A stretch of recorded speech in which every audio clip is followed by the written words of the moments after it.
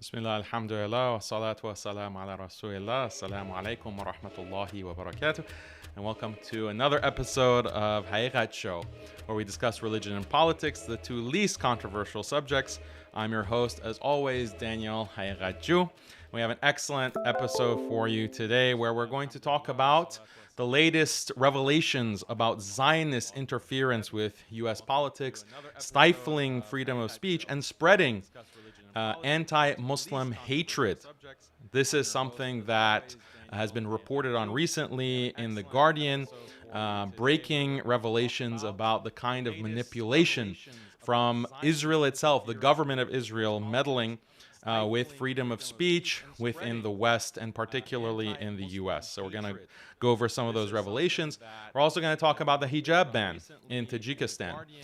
This is one of the countries in Central Asia that has been affected by brutal communism over the 20th century, as well as continuing secularization and liberalization. The government announced that the hijab was banned, as well as children and public children celebrating Eid publicly and Eid celebrations in general. There's been a crackdown. This is something that we want to also discuss. And of course, we're going to have TikTok reactions, some good ones today, inshallah, that I think you'll enjoy. And yeah, so alhamdulillah, this is our 9th episode of Haqiqatjou. Just a reminder, if you haven't already, to subscribe to our newsletter. So if you go to the link at the bottom in the description, there's a link to MuslimSkeptic.com, and there's a link that you can subscribe. And this is important. It's very important to subscribe to the newsletter. Why? Because if we're banned for whatever reason, because we're criticizing the state of Israel, or maybe those powerful people in Tajikistan will lobby YouTube to get this channel banned, we want to be able to stay in touch with you, and we can only do that if you are subscribed to the newsletter. Don't worry, we're not going to spam it, we're not going to sell your information. Go ahead and subscribe, and we'll send you a lot of good information, inshallah, periodically. So yeah, let's get into the topics. But first, I want to mention something personally. Like, it's summer and it's getting really hot. Hold on, there's a sound problem. Hold on a second. People are hearing an echo. Let's get into the topics, but first, I want to mention something. 1 second. Personally, like, it's summer and it's getting really hot. Hold on, there's a sound problem. Okay. Sorry, so hopefully the echo is gone now. Now I feel like I should do the entire introduction over again. Just let me know if the sound is better now.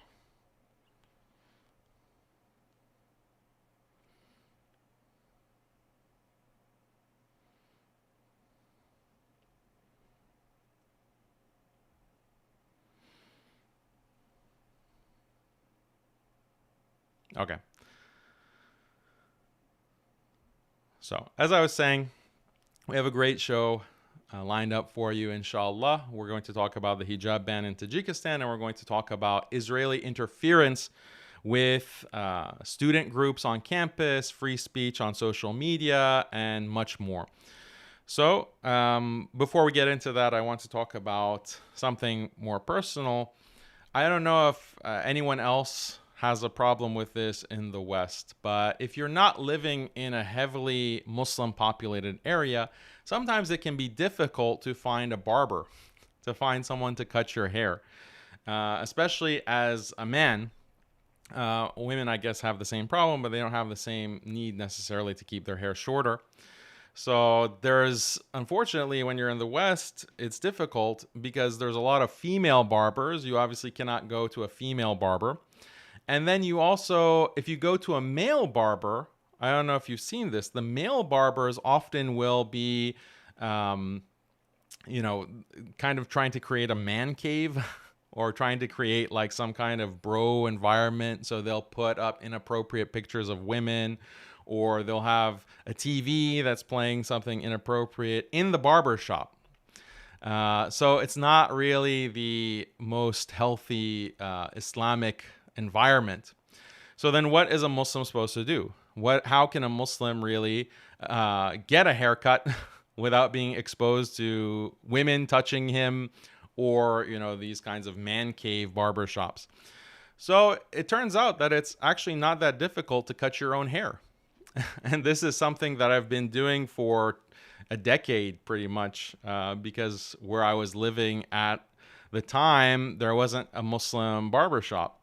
So I learned how to cut my own hair, and I've been doing that for 10 years. So if you see that my hair gets kind of long, that's because literally I've been lazy and I haven't gotten it cut myself. So yeah, it's not that difficult. You just need some good scissors, like barber scissors that you can order off of the internet for very cheap.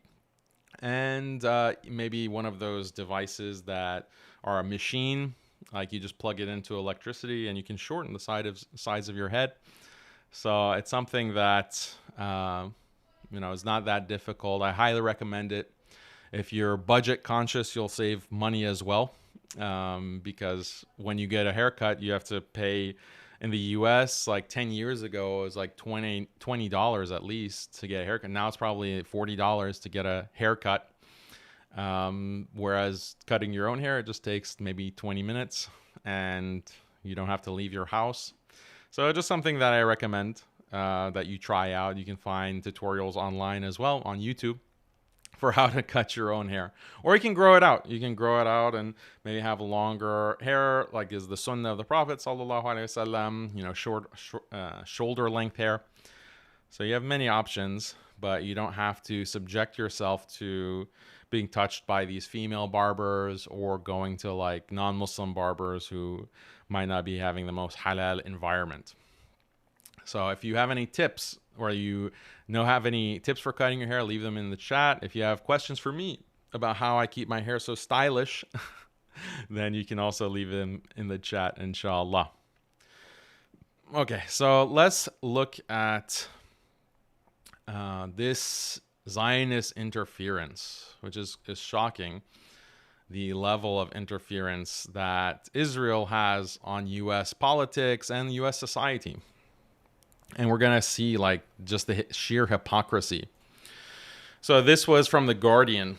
Exclusive Israeli documents show expansive government effort to shape U.S. discourse around the Gaza war. So this is a picture of Amichai Chikli, who is part of the Likud party within Israel. That's Benjamin Netanyahu's party. And he's at the head of this influence operation. Government efforts to really get hands-on with U.S. policies, not only in public institutions, but in private institutions, private universities. So The Guardian has uncovered evidence showing how Israel has relaunched a controversial entity as part of a broader public relations campaign to target U.S. college campuses and redefine anti-Semitism in U.S. law. So this evidence, you can go to The Guardian to see the full report, but I'm going to share some of the highlights.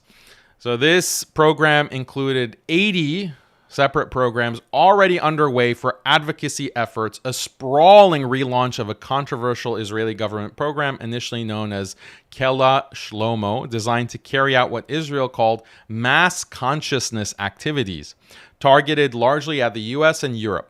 Concert, now known as Voices of Israel, previously worked with groups spearheading a campaign to pass so-called anti-BDS state laws that penalize Americans for engaging in boycotts or other nonviolent protests of Israel. So this was a previous program known as Concert. Now it's known as Voices of Israel. They've revived this program because of October 7th and the war with Palestine. They've revived this, but in the past, this program was used to fight BDS.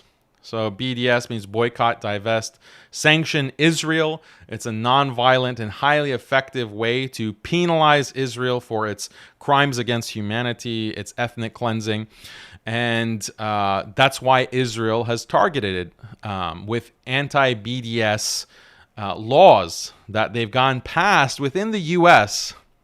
Basically, if you want to have any kind of relation with the state, like imagine You're in the state of Texas, you're in the state of California, you're in the state of New York, and you want to work for a public school. You want to provide services to the state as like a contractor.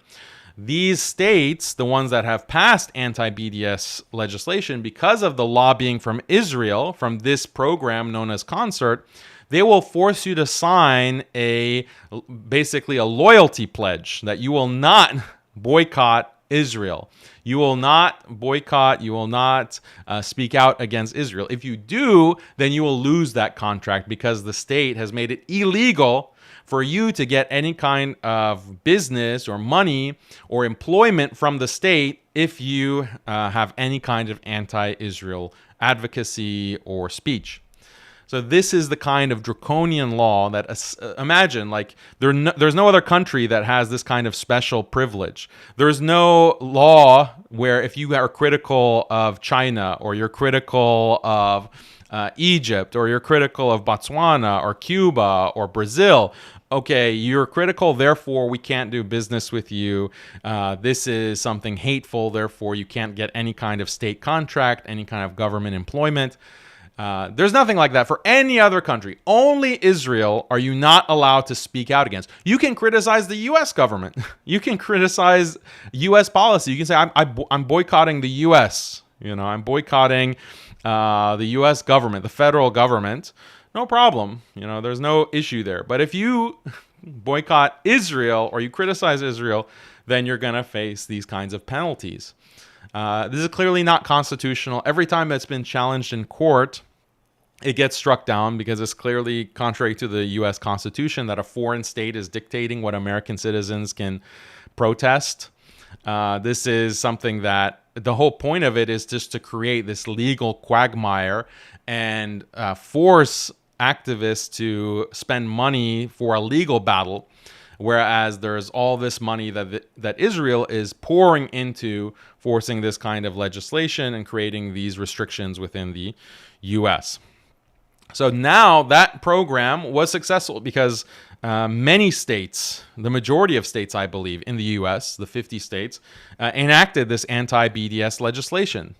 So it's been successful. Now they've revived it. They brought it back, and there's 80 programs, separate programs, each targeting a separate issue. Its latest incarnation is part of a hardline and sometimes covert operation by the Israeli government to strike back at student protests, human rights organizations, and other voices of dissent. From October through May, Chikli has overseen at least 32 million shekels, or about $8.6 million, spent on government advocacy to reframe the public debate. So this is not, that's a lot of shekels.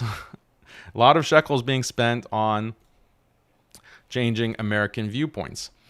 It didn't take long for one of the American advocacy groups, the Institute for the Study of Global Anti-Semitism and Policy, or ISGAP, to score a powerful victory. So this is one of the programs that's getting that $8 million. In a widely viewed December congressional hearing on alleged anti-Semitism among anti-war protesters, several House GOP lawmakers explicitly cited ISGAP research in their interrogations of university presidents. The hearing concluded with Representative Elise Stefanik's viral confrontation with the then president of Harvard University, Claudine Gay, who later retired from her role after a wave of negative news coverage. So the government representatives, and whether it's Republican or Democrat in Congress, are taking information from these programs that is being funded by the Israeli government, and they're using it to interrogate and question and challenge a private institution. Harvard University is a private university. They also question MIT. They also question Columbia in this congressional hearing. And they're using this kind of information or data, the narrative that they have been given as congressmen to do this interrogation is coming literally straight from the Israeli government or organizations that have been heavily funded by the Israeli government. This is completely outrageous, and there's so much this controversy that, Russia is influencing American elections. Russia is using social media to run ads or to put this kind of pro-Russia propaganda in American homes. Meanwhile, Israel is literally like paying off these organizations with over $8 million so that they can go to Congress and peddle this kind of anti-free speech nonsense. So this, and then it's effective too, because these universities are replacing their presidents. The presidents who, by the way, Claudine Gay is very pro-Israel. She's very pro-Zionist. She just wasn't pro-Zionist enough. So they had to boot her and replace her with literally another, like a Zionist Jewish president, interim president. And same thing at MIT, or Penn rather, University of Pennsylvania. So these are elite American private institutions that are being bullied by this program, ISGAP, the study of global anti-Semitism. So when you go to their website, you can see fighting anti-Semitism on the battlefield of ideas. Qatar funding of higher education. Like, this is follow the money. Like, this was the big thing that ISGAP promoted. Like, oh, Qatar is funding higher education. So is Israel. The amount of, compare the funding from Qatar or any other country compared to what Israel is pumping into these universities in order to maintain a pro-Zionist, pro-Israel narrative, it dwarfs in comparison. But this is somehow a problem. So how is this not like racist? How is this not overtly racist against Qatar, against Arabs, against Gulf Arabs? Like, oh, if one of these countries like Qatar is giving money, then that's really nefarious, and we have to report on this. We have to follow the money. See, this is always like the overt hypocrisy. Like, they can't even hide the hypocrisy, because if you are... The whole point of this institute is to fight hate, allegedly. You're fighting hate. You're fighting racism, this anti-Semitic racism. But you're doing that through spreading racism, like the most overt type of racism. And this is right on their homepage. You go to ISGAP, and this is what you see. So continuing with the Guardian article. Another group, Cyberwell, a pro-Israel anti-disinformation group led by former Israeli military intelligence and Voices officials, has established itself as an official trusted partner to TikTok and Meta, helping both social platforms screen and edit content. A recent Cyberwell report called for Meta to suppress the popular slogan, "From the river to the sea, Palestine will be free." So Israeli military is monitoring your social media and basically ordering these big tech companies to shut it down. You're saying something like "From the river to the sea, Palestine will be free," and that means you have to be banned. Your account will get banned, or you'll get strikes, or you'll be flagged. You'll be kicked off of Instagram. You'll get kicked off of Facebook. So this is happening at X, Twitter. This is happening at TikTok, which is surprising. I guess TikTok is not as compliant with what the Israeli military or Israeli intelligence wants, because that's why they passed legislation a month or two ago that TikTok is banned. So this is in the U.S. So this is... how overt can you be? Like, what other country has this kind of privilege where their military officials can dictate? Like, these are not Americans. These are Israeli military intelligence.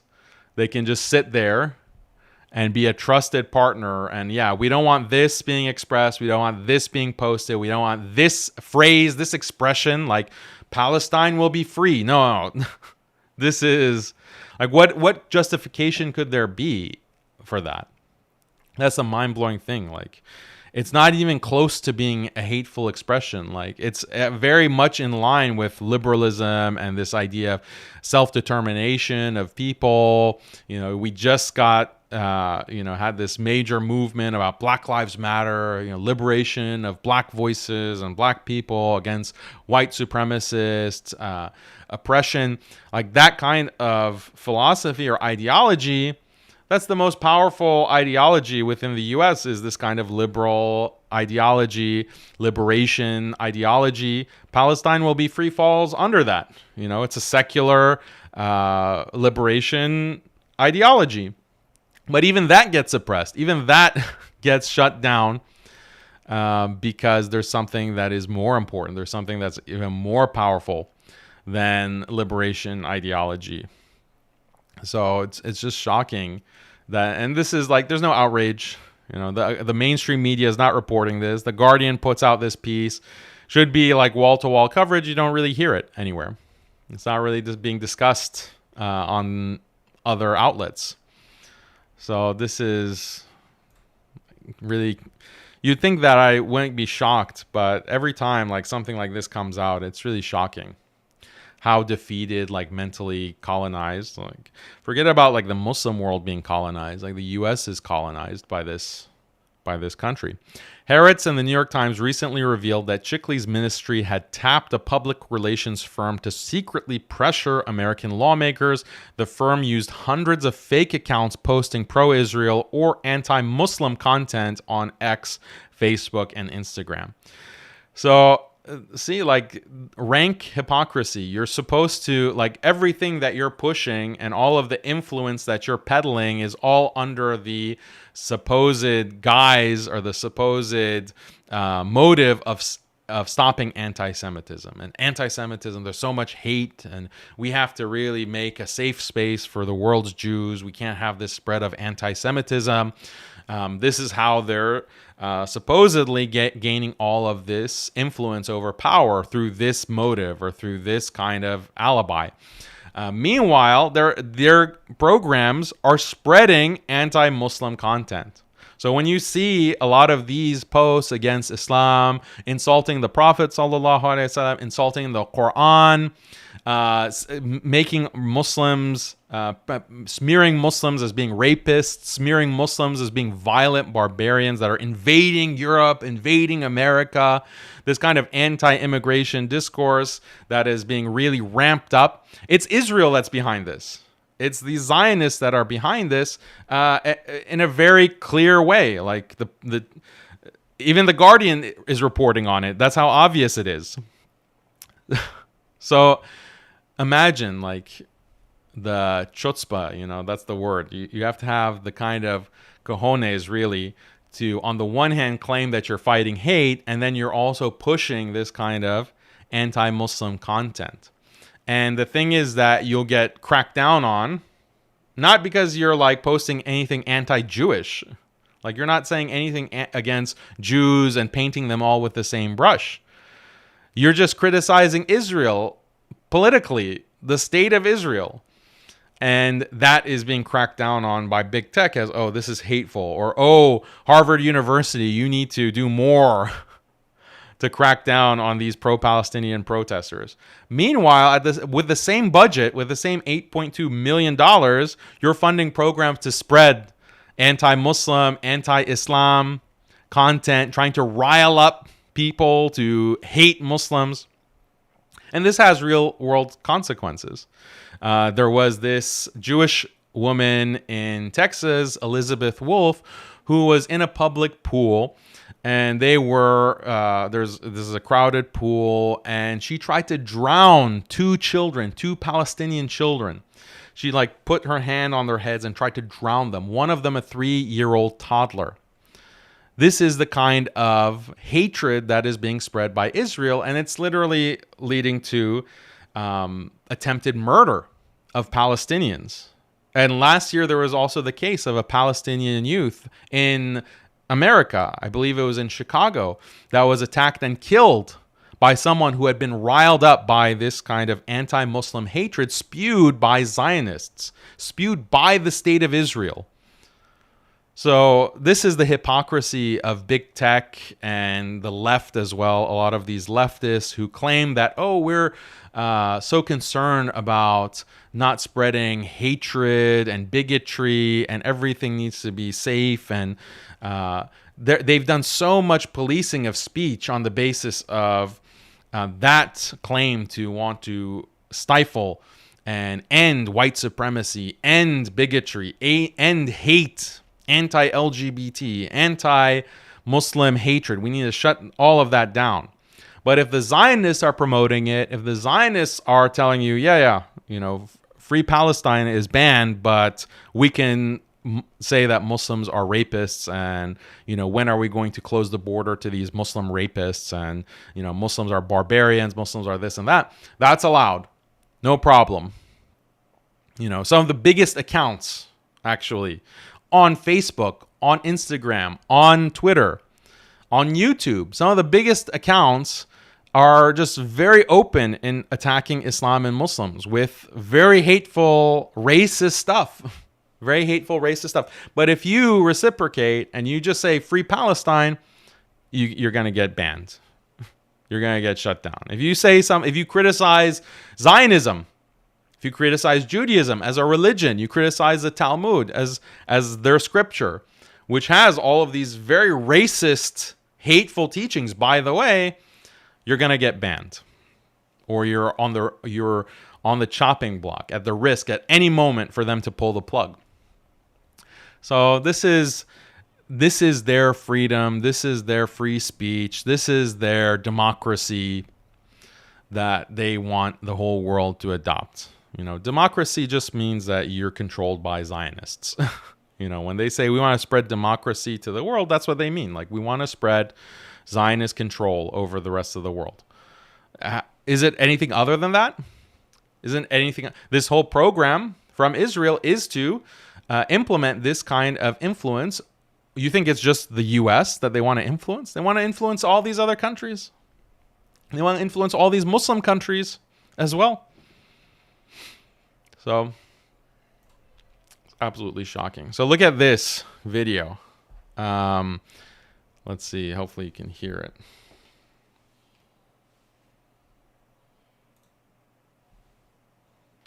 Actually, there's nothing to hear from this. So this is a van. It's in Canada, and it has these screens on it. And look at what the screen is saying. Is this Iraq? Is this Syria?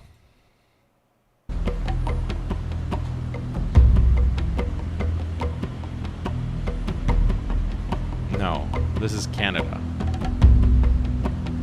So it's showing Muslims praying. Wake up, Canada. You are under siege. So it's just showing Muslims praying, in Canada, in their masajid, or praying like in public spaces. And is this, Canadians are under siege from these Muslims, these dangerous Muslims. Wake up. So this kind of van can just go and drive around town, rile up hatred for Muslims, rile up this kind of racial animosity. In Canada, extremely liberal country.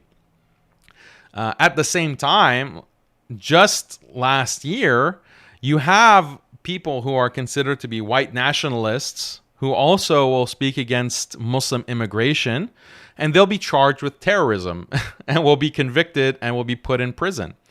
So there was this one case in the UK. A 34-year-old man from Leeds has today been sentenced to 2 years imprisonment after producing stickers intended to stir up racial hatred. So this is Samuel Malia, and he was sentenced to 2 years. Why? He put up some stickers. He put up some stickers that were meant to rile up racial animosity. And this is, counterterrorism. It's considered a terrorism case. Meanwhile, Zionists are using millions of dollars to put these kinds of public media campaigns to say that Muslims are terrorists, they're rapists. When are we going to wake up and get rid of these Muslim immigrants? No problem. Like, that's perfectly fine. No consequence, nothing exposed, no terrorism convictions, no court cases, no nothing. So this is like this kind of, and what Muslims, unfortunately, some Muslims are extremely naive, because these Zionists who are now pushing this kind of anti-Muslim hatred and this kind of media campaigns on the streets, literally on the streets or on social media, They were the same ones who back in 2017 or 2018 or 2019, basically the past 8 years, 7 or 8 years, were the ones who are supporting Muslims and, oh, we have to fight Islamophobia. We have to really fight against these white nationalists, these white supremacists who are against Muslims. We need to, make Islamophobia this issue that we need to address and support our Muslim neighbors. Like, yeah, that was when it was convenient for them politically, they aligned with Muslims and they were concerned about anti-Muslim hate and Islamophobia. Then when it's not convenient for them, they start spewing exactly the same kind of hatred, the same exact kind of anti-immigrant ideology. So any Muslim who falls for this, and there are many, especially around 2016, 2017, who allied with these Zionist groups and got in bed with them and supported them and held hands with them. And they went to these interfaith gatherings. Oh, we have so much in common. Oh, see, we're united against hate. We're united against hatred for all minorities, Muslims and Jews and Hispanics and LGBT and trans. We all need to hold hands. We all need to hold hands against the hate, against Donald Trump's hate. Yeah, all those people, all the Zionists that were involved with that, even if they didn't call themselves Zionists, they're just pro-Israel. All of them are the ones who are at the forefront of spreading the most vile anti-Muslim, anti-Islamic hatred, and they're behind some of the biggest accounts. And The Guardian is literally reporting on it. The Guardian is literally putting out this report, which I highly recommend you read because it goes into a lot of details that we can't go into now. But this is the hypocrisy. Okay, so next we're going to talk about Tajikistan. But first, I want to address some of your super chats. So let's go to that for a second. So if you have super chats, feel free to include them now. Okay, a bunch of people are saying that there's echo, but I appreciate you letting me know. Jazakallah khair. Echo, please fix. Appreciate it. What did you think of Birmingham? I went last October to Birmingham, and mashallah, it's a very nice place. A lot of Muslims. Had a really good time, alhamdulillah.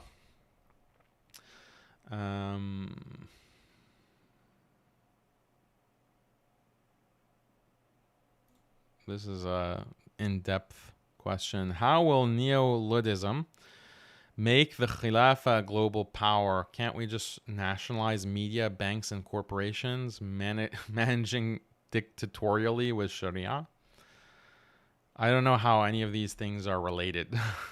Like, you're talking about being a Luddite, like neo-Luddite, Khilafah, global power, and then nationalizing media, banks, and corporations. What does that nationalization have to do with Khilafah?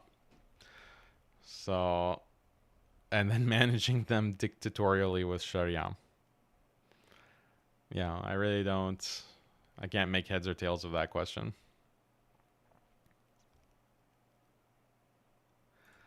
Okay, Logician, Jazakallah khair. Bosniak Muslims from Sanjak region of Serbia support you and stand with Muslims worldwide. MashaAllah. We stand with you as well, our Serbian brothers, our Bosniak Muslims who are in Serbia or elsewhere. We stand with you as well.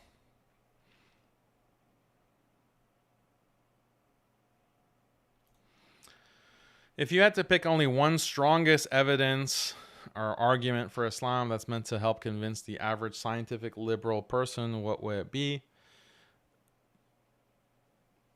There's not like any kind of one evidence or one argument. If you want to see the strongest argument, I presented it in my debate with Matt Dillahunty. He's an atheist, and we had a debate, and he was completely wrecked. Alhamdulillah, because he's quite below average in terms of intelligence. So we had a debate, and I presented step by step an argument for Islam. You have to start by arguing, okay, what argument is there for the existence of God? That's the first argument that you have to present. That was the first part of the debate. Then you have to argue, well, if you believe in God, you accept that there's a creator God, then which religion is most likely to be his religion, the religion that he's revealed, whereas which religions are man-made? So you present arguments for why Islam is the religion of God that was revealed by God. And that's what I did in the second part of the debate. And then the third part of the argument, you have to address some of these arguments against Islam, like morality-based arguments. Like, if Islam is true, then why does it allow, for example, slavery? Why does it allow this kind of restriction on women's dress, etc.? You have to address all of those moral arguments. So I try to do all of that in a single debate. And then when you combine all of that, then that becomes an argument for Islam. But if you mean like, oh, is there like some kind of deductive proof, like 5 steps deductive argument for why Islam is true? There isn't anything like that. But you have to combine all of those things. So check out that debate. It's on the channel, Matt Dillahunty, debate from last year.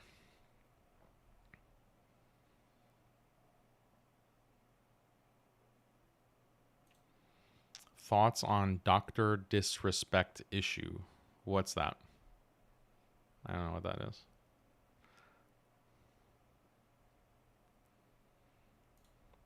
Will you speak more about Darwinian evolution? Yes, inshallah.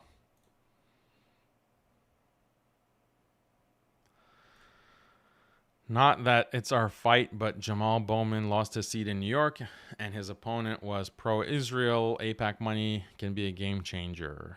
Yes, that's true. These electoral politics are all run by money. So, and the thing is not just like AIPAC. AIPAC is like a drop in the ocean of the Zionist money that's flooding politicians.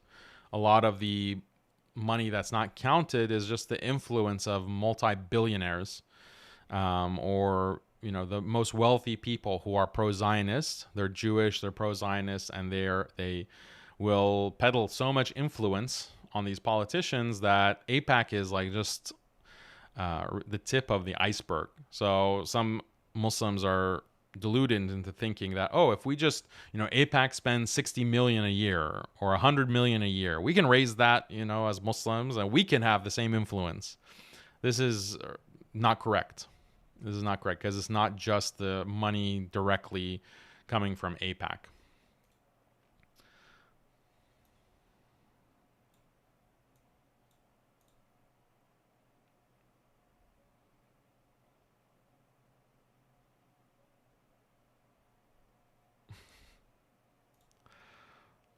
Daniel, if you run for president of the United States, I'll vote for you. Thank you.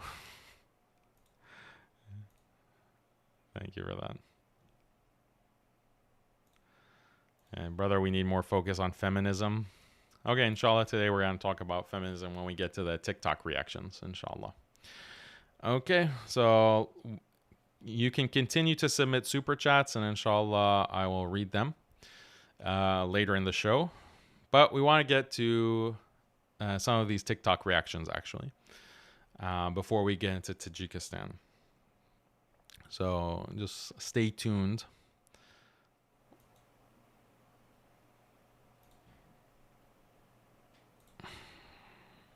Get my headphones.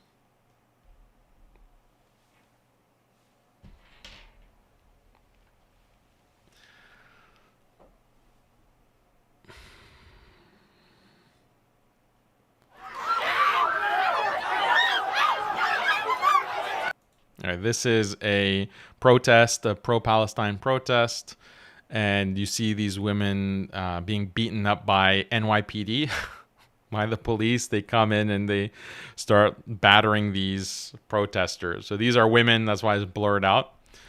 But look at the brutality.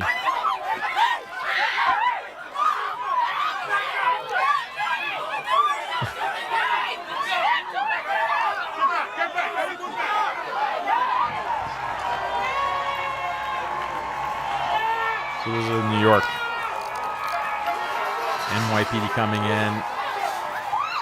Throw it to the ground.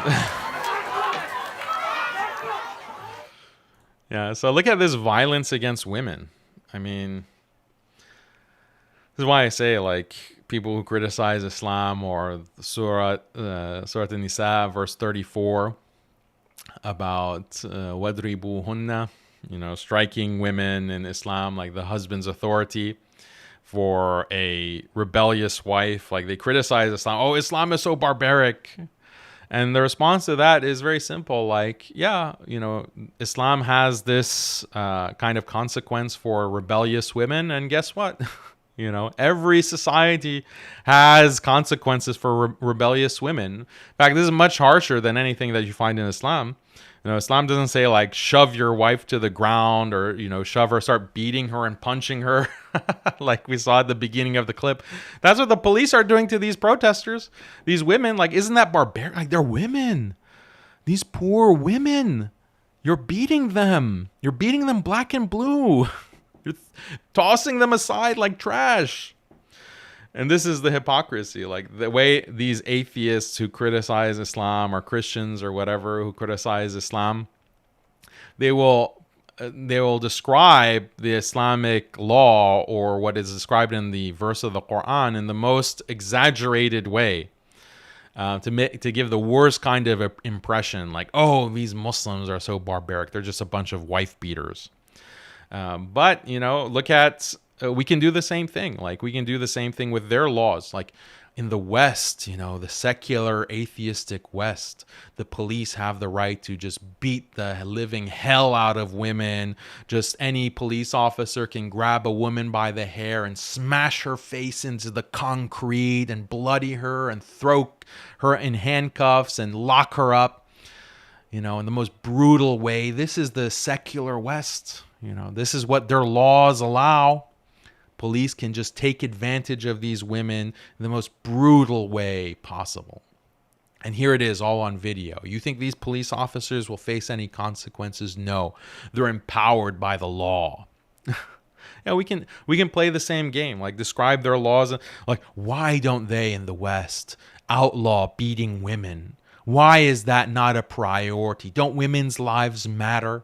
Don't these poor, innocent women, all they wanted to do was let their voice be heard. They just wanted to speak, and you just brutalize them. Shouldn't there be laws that completely outlaw men laying a finger on women? All men, including police. How dare you? How dare you have this exception where police can beat black and blue women? This is barbaric. We need to have more enlightened laws that prohibit any man, doesn't matter if you're a police officer or anyone else. You cannot lay your hands on women at any point in time. It doesn't matter if she's expressing herself. You don't like what she has to say. It doesn't matter. Do not touch women. Why not? Like, why can't that be the policy? This is their hypocrisy. None of these atheists will speak out. If you really care, about women, why aren't you introducing or advocating laws that prevent police from touching women, from hitting women, like with the nightstick, just going to town, wailing on these poor, beating them into a pulp? Why are there not any laws preventing that? Is it because in the West you want women to be beaten? That's how anti-woman, misogynistic you are. You just want women to be beaten. You just enjoy seeing that, you sickos. I don't see any atheists advocating, for these kinds of changes, this reform. What kind of a feminist are you? This is how you deconstruct their nonsense. The difference is in Islam, we don't just give the police the right to beat women. We husbands also have the right to discipline, not beat like these police officers are doing, but discipline. This is a part of Islam, like this is in the Quran. And all the fuqaha, all the scholars have given husbands the right. It's a restricted right. The husband doesn't have the right to beat his wife black and blue or to do anything close to what these police officers are doing to women. But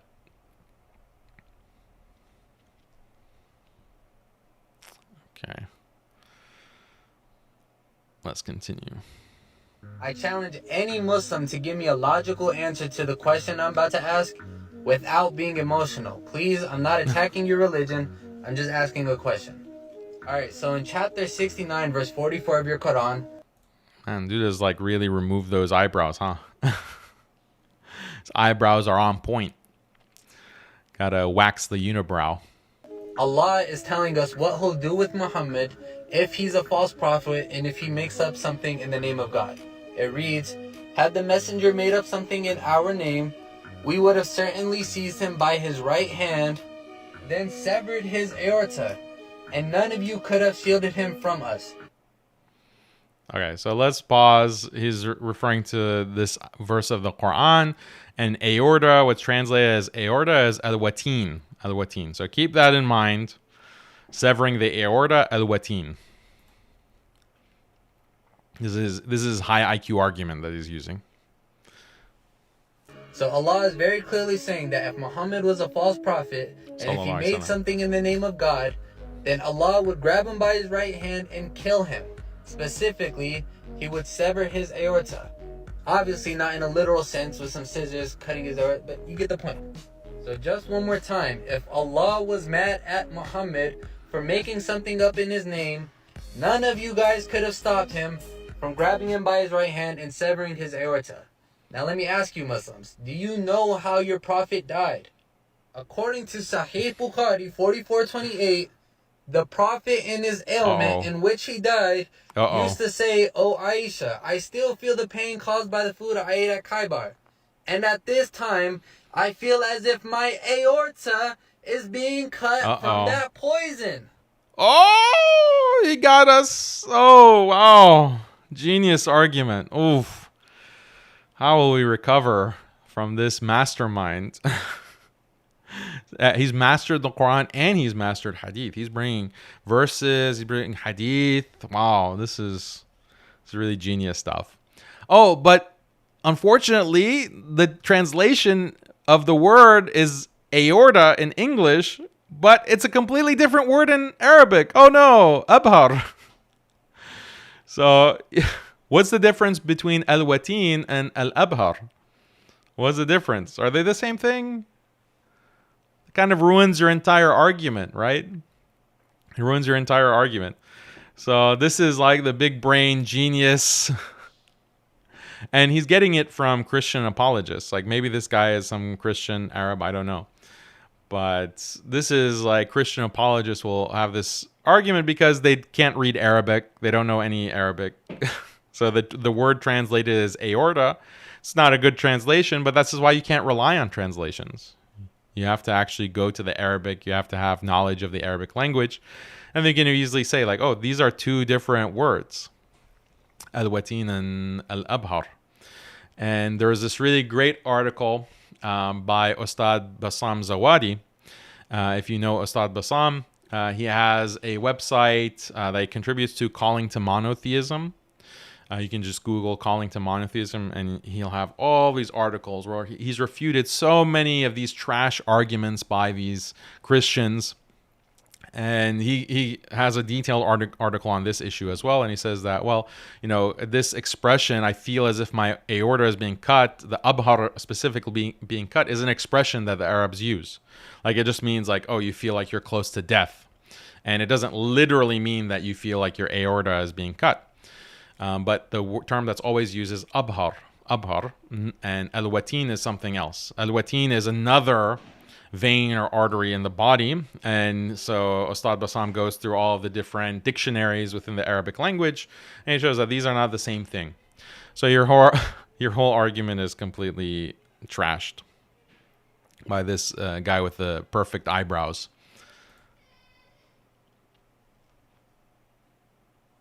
There are a million different ways for a man to die.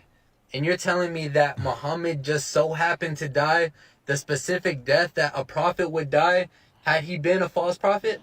At the beginning I said, please do not comment with emotions. And I can already see in the comments the Muslims in there saying, oh, technically he didn't say his aorta was actually being cut. He said he feel... Bro, that's not logical thinking. You and I both know this. Bruh, be logical, bruh. Come on, dude. This is not logical, bruh. You know what the hadith says, bruh. And spend less time fixing your eyebrows. Spend less time waxing your unibrow and more time learning Arabic. That's my recommendation for you, brah. How do you know which hadiths are fake? Oh, because God. let's be real, some of them are. I ask myself this. Easy technique to know which hadiths are fake. I'm sure that this expert in hadith is going to give us a detailed lecture on matan criticism of hadith, isnad, maybe isnad criticism, going to go into ilm al-rijal. Simple question. Would our prophet really have said that? For example, looking at this one. The woman spends the night away from the bed of her husband and he sleeps angry with her. The angels curse her until the morning. Ugh, there are so many things wrong with this hadith. Ugh, there's so many things wrong. Ugh, there's so many things wrong with this. First of all, angels exist to protect you or record your deeds, not to curse you. Yeah, there are angels that are there to curse you. There are angels there that will drag you to hell. There are angels that are guarding the hellfire, and angels that will beat and torture the people, the evil people who are in hellfire. Yeah, angels can do a lot of things, not just be like these teddy bears for you, like you're for feminists. The real issue is the amount of abuse implied in this. What if my Abuse, the amount of abuse applied in this. There's so much abuse in this hadith. husband snores? Or what if he's been an asshole to me? Still supposed to force myself to sleep with him? This is physical and emotional abuse, and there is no way on earth our beautiful, loving, kind prophet would have ever said that. There's no way that our beautiful, kind Prophet sallallahu alaihi wasallam would ever say that. So that's your hadith, your way to tell fake hadith. The way that you can tell hadith are fake is that if you read a hadith and you can't imagine a feminist saying it, a feminist, woke, whatever saying it, then it's a fake hadith. So they've just made the Prophet sallallahu alaihi wasallam into this kind of liberal, feminist simp, basically, is what they are envisioning. That's who their prophet is. It's not the real prophet, sallallahu alaihi wasallam. The prophet sallallahu alaihi wasallam is very far from what they're imagining. What they're imagining is not the prophet sallallahu alaihi wasallam. What they're imagining is their own desires. They're worshiping their own desires, and whatever does not match their desires, they are just very comfortable throwing it out. This is fake. This is trash. We don't accept this. Subhanallah. So this is the very definition of worshiping your desires. The Prophet ﷺ said something that I think is abuse. Therefore, I reject it. SubhanAllah. So have you ever considered that maybe you're the idiot? Maybe you don't know what you're talking about. Maybe you're confused. Maybe you are deluded, suffering from some kind of mental problem. Did you consider that? But no, that's beyond their consideration because they're so blinded by their own desires. So why we don't reject hadith, we don't reject ayat of the Quran based on our own personal feelings. And this raises this is basically what we see from these reformists. But I do want to add another comment. Let's just finish this and I'll add another comment. Proof is that when our prophet was rejected by 3 of his wives on their wedding nights, answer was, sure, I respect your choice, and he left the bedroom. So please don't... I don't remember this. What is the hadith that talks about that? That's something that I haven't heard before. Believe anything said in the name of Islam. When you see hadith such as, I will say, where are those who love one another for the sake of my glory? I will cover them in my shade. You think, yes, this really reflects the loving, peaceful essence of Islam.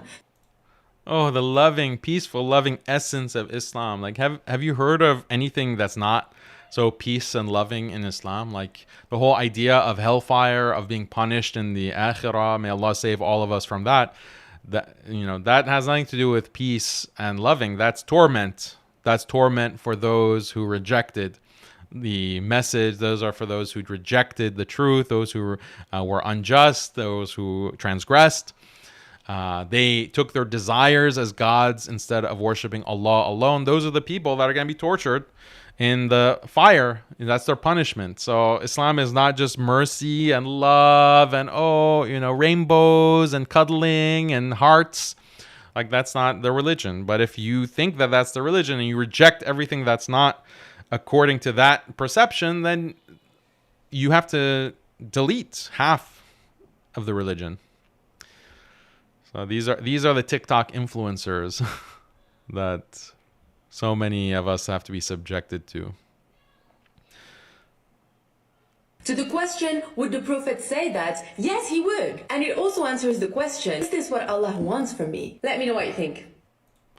Yeah, so there's a question like, okay, Daniel, like, this is a kind of a critique that someone can bring. Daniel, you're saying that our feelings are not important. Our feelings, how we feel about something, is not important. That's not the ultimate judge. We have to refer everything back to the Quran and Sunnah and the teachings of the ulama. But this is a contradiction, Daniel, because in other instances, you say that a person should accept Islam based on their, partly because of their intuitions, partly because of how they feel. And you make this argument that like worshiping Allah, or the idea that there is a creator God who is supreme, and we have this kind of moral intuition to worship him because of his authority and his power. These are all intuitions that are biologically rooted, and that affects our feelings, how we feel. So on the one hand, you're saying feelings are important. They drive us to accept Islam. But on the other hand, you're saying ignore your feelings, submit to the text. This is a contradiction. And your whole program, like this whole argument that you've been making in things like Genius of Islam or in your debates, this is based on a contradiction. Like you're speaking out of both sides of your mouth. So how do we respond to this? And no one has actually brought this up. This is just something that I was thinking myself on this issue, because, okay, how am I criticizing her with this kind of argument against feelings when the idea of intuitions, like that can be a feeling as well. Like you feel very strongly that God exists, that you haven't been created for nothing, that the world has a purpose, that you should worship your creator and be thankful to him and be grateful to him. Like those are all very strong intuitive intuitions based on the fitrah, the fitrah that we all have, that we've been created upon. So how do we address this? And the thing is that when you look at all kinds of knowledge that people have and different channels of knowledge. So you have a logical channel of knowledge. You have a empirical channel of knowledge based on what you observe and you see through your senses. You have knowledge that comes from reports, akhbar, like your hadith reports, or you hear the news, for example, and that's how you gain knowledge. There are these channels, what are called epistemic channels of knowledge. And all of those channels require you to have like a base assumption in their reliability. Like you believe that they are reliable and you accept that. Now, what is the reason that you accept that they're reliable? Well, you accept that they're reliable because they're very strongly rooted. You have like some kind of intuitions that you have. They're just indubitable. You can't really doubt them, or it's very difficult to doubt them. Or they've led you to the correct conclusions over and over and over again. So you've built up this kind of reliance on that channel, and then that channel, once you've accepted it, then you will accept things that it leads to. So, for example, you trust your eyes. You know that your eyes are reliable. You know that your eyes are working properly. When they're awake, you can see. So if you are very confident in your eyes, like, usually there aren't anything like a pink elephant that's walking down the street. But if you see a pink elephant, even though you might feel that that's wrong, or there's something going on, like you will say, okay, am I dreaming? No. Am I hallucinating? No. No, I really see a pink elephant. So I should accept that the pink elephant is there, even though, because I trust my eyes, and my eyes at this time are reliable. They're functioning properly. I'm not asleep. I didn't take any kind of drugs, and I see the pink elephant. I usually would not think that such a thing exists, but that's what I see, so I accept it. That's the way that all knowledge works. And the same is the case with Islam. Like, you've accepted Islam based on very strong intuitions first and foremost. You might also have these kinds of logical reasons. You've gone through like logical reasons why you accept God, and Islam specifically, and that becomes your grounding. And that becomes a grounded epistemic channel. And then when you learn something in the Quran, or you hear or read something about a certain hadith or an ayah of the Quran, you might not understand it. It might not feel correct to you, but you submit and you say, well, I have trusted the channel. I've trusted this source and I've grounded myself in it. This is something that is new that I have to accept as well. In the same way that you had to accept the pink elephant, for example, if you did see that and your eyes were working properly, etc. And even any kind of scientific study, like any kind of scientific research, that's the way that science is supposed to work. Or mathematics, mathematical derivations in theoretical math. Like, you have certain principles that you've accepted, and then the mathematicians or the researchers use their tools, use that epistemic channel to arrive at new things that you don't necessarily know, that are not necessarily in line with your feelings or what you think is real or not. And that's how you make new discoveries. This is how you make new discoveries. You expand your knowledge. But that can only happen if you have a grounding. Now, if you start questioning the grounding, like, okay, I see this pink elephant, therefore my eyes are not reliable, and I reject my eyes and I rip out my eyeballs. I gouge out my eyeballs because I saw a pink elephant, and I know the pink elephant is not true, therefore I'm going to discard of my eyes. That's irrational. Why would you do that? Your eyes have led you to the right place and have been reliable for you for years and decades, and now just because you see something that doesn't accord with your expectation, you're going to rip out your eyes? Same with the scientists. If they come to a result that they don't exactly expect and it contradicts what they believe to be the case, they don't say, okay, we have to throw all of science in the trash, like take all my textbooks and burn them. They say, okay, well, this is an unexpected result, but it seems to be justified. We don't discard all of science because of this unexpected result. Same thing with hadith. Same thing with Quran.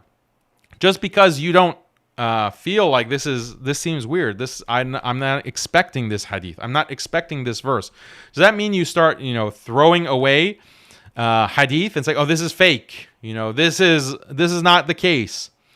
No, that would be irrational. You have to trust the epistemic channel and then bring your understanding of Islam in line with what you are learning, what the new information that you are coming across in a hadith or a verse of the Quran, or some aspect of what the Salaf have said, the first three generations.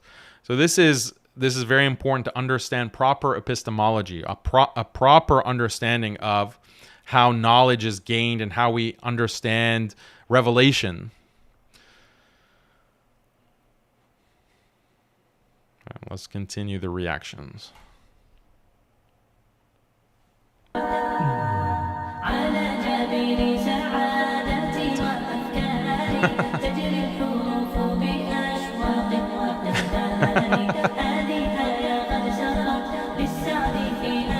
made a video.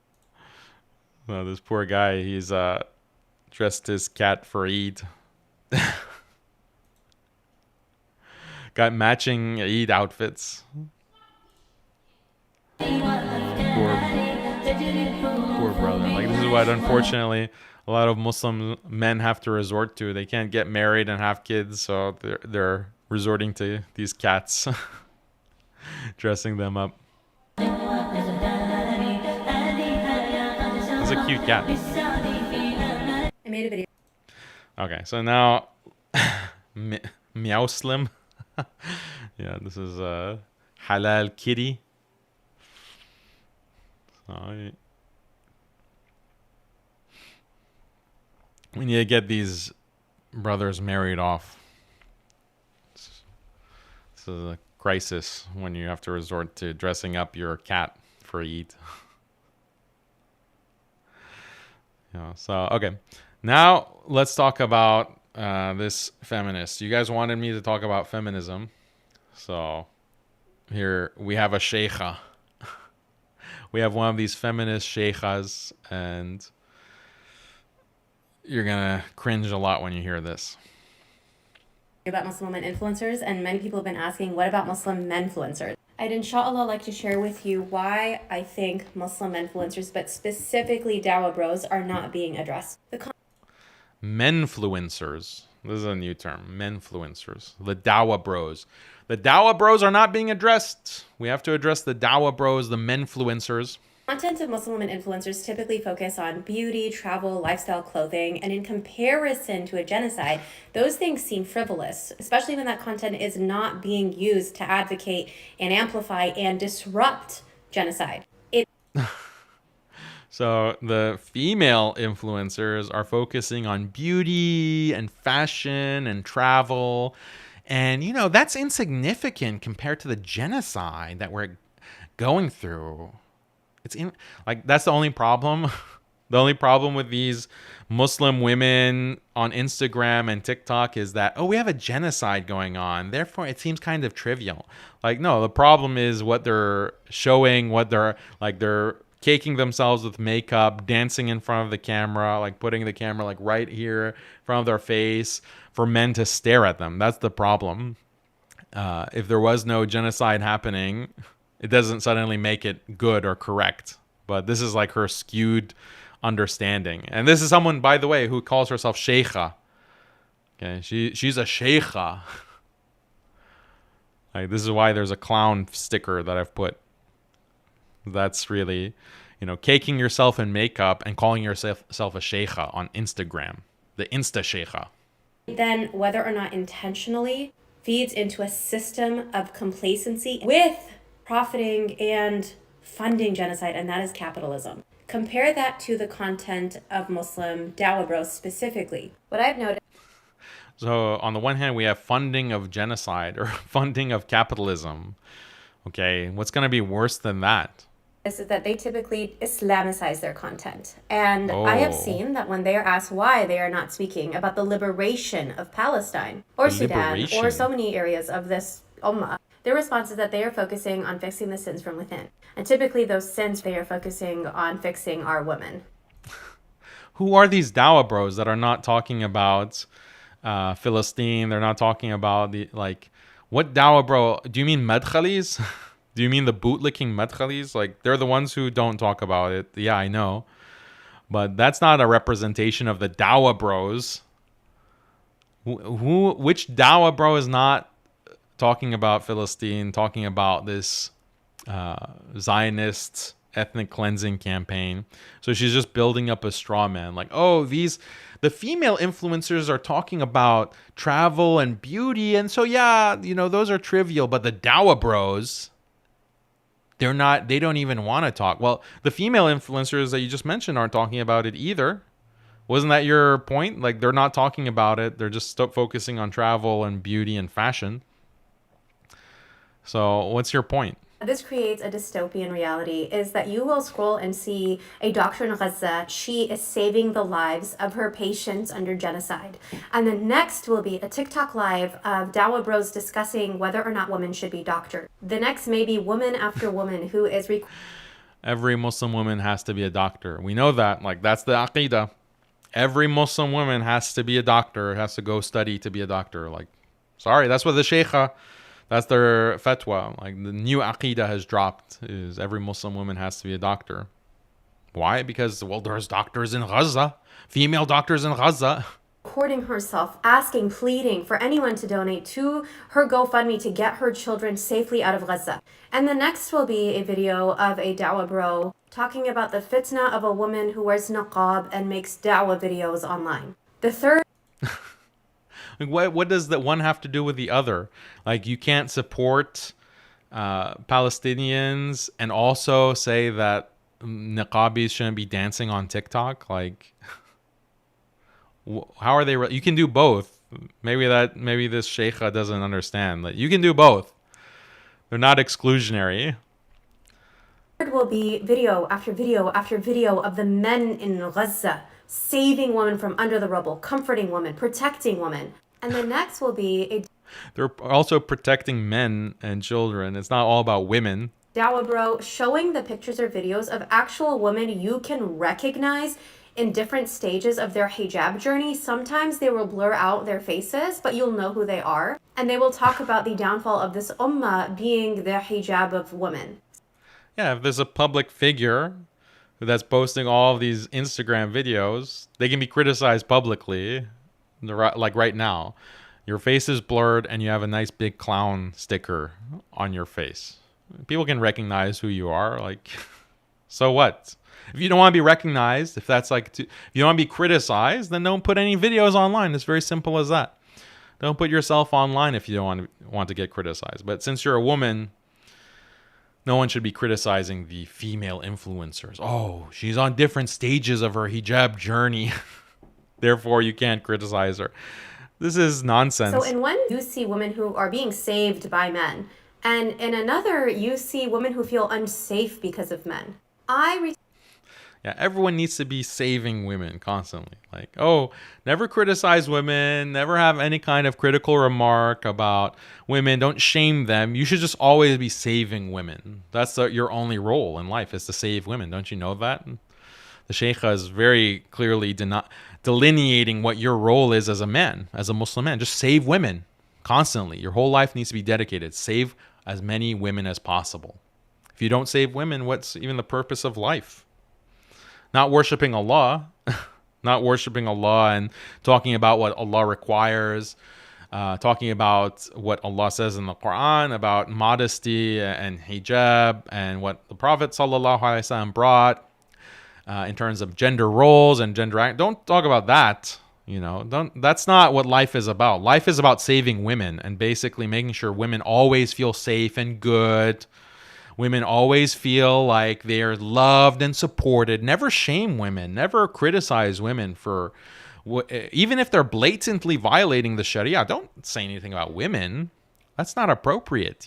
That's the Dawah bro dystopia. It's a dystopia.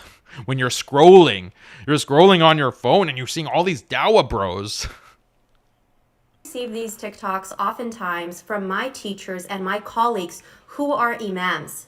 These are men who send me the videos of these brothers and they ask, are they not embarrassed?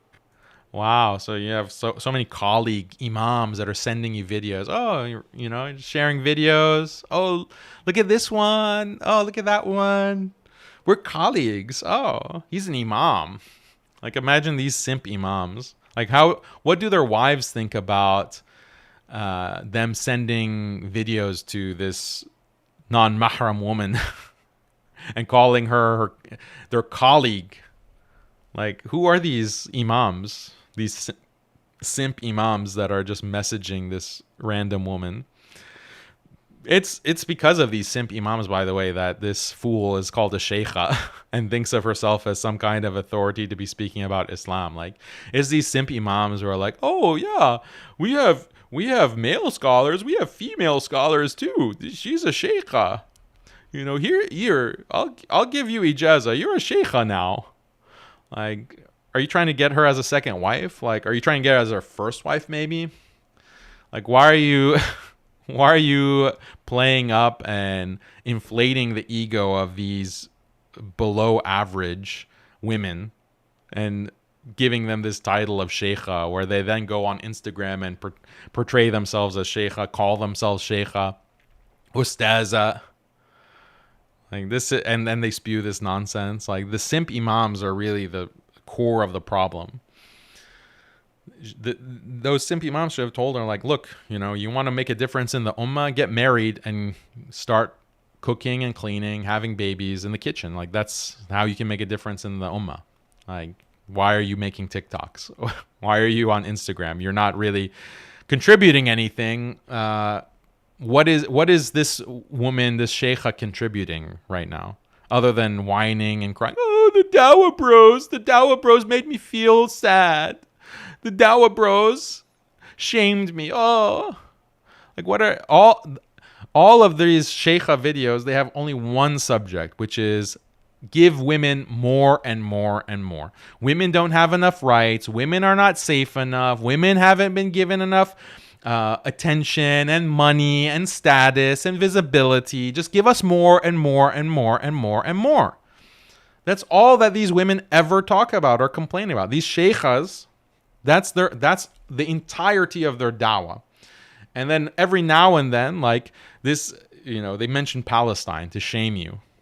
They mention Palestine. Oh, you're not only are you not doing enough for us women, you're not doing enough for Palestine. Those things are related, by the way. If you want to be helping Palestine, you need to help women more. Otherwise, So this is, and then she has the audacity of claiming that the Dawah bros are Islamicizing their content. You're Islamicizing feminism. You're Islamicizing this simphood.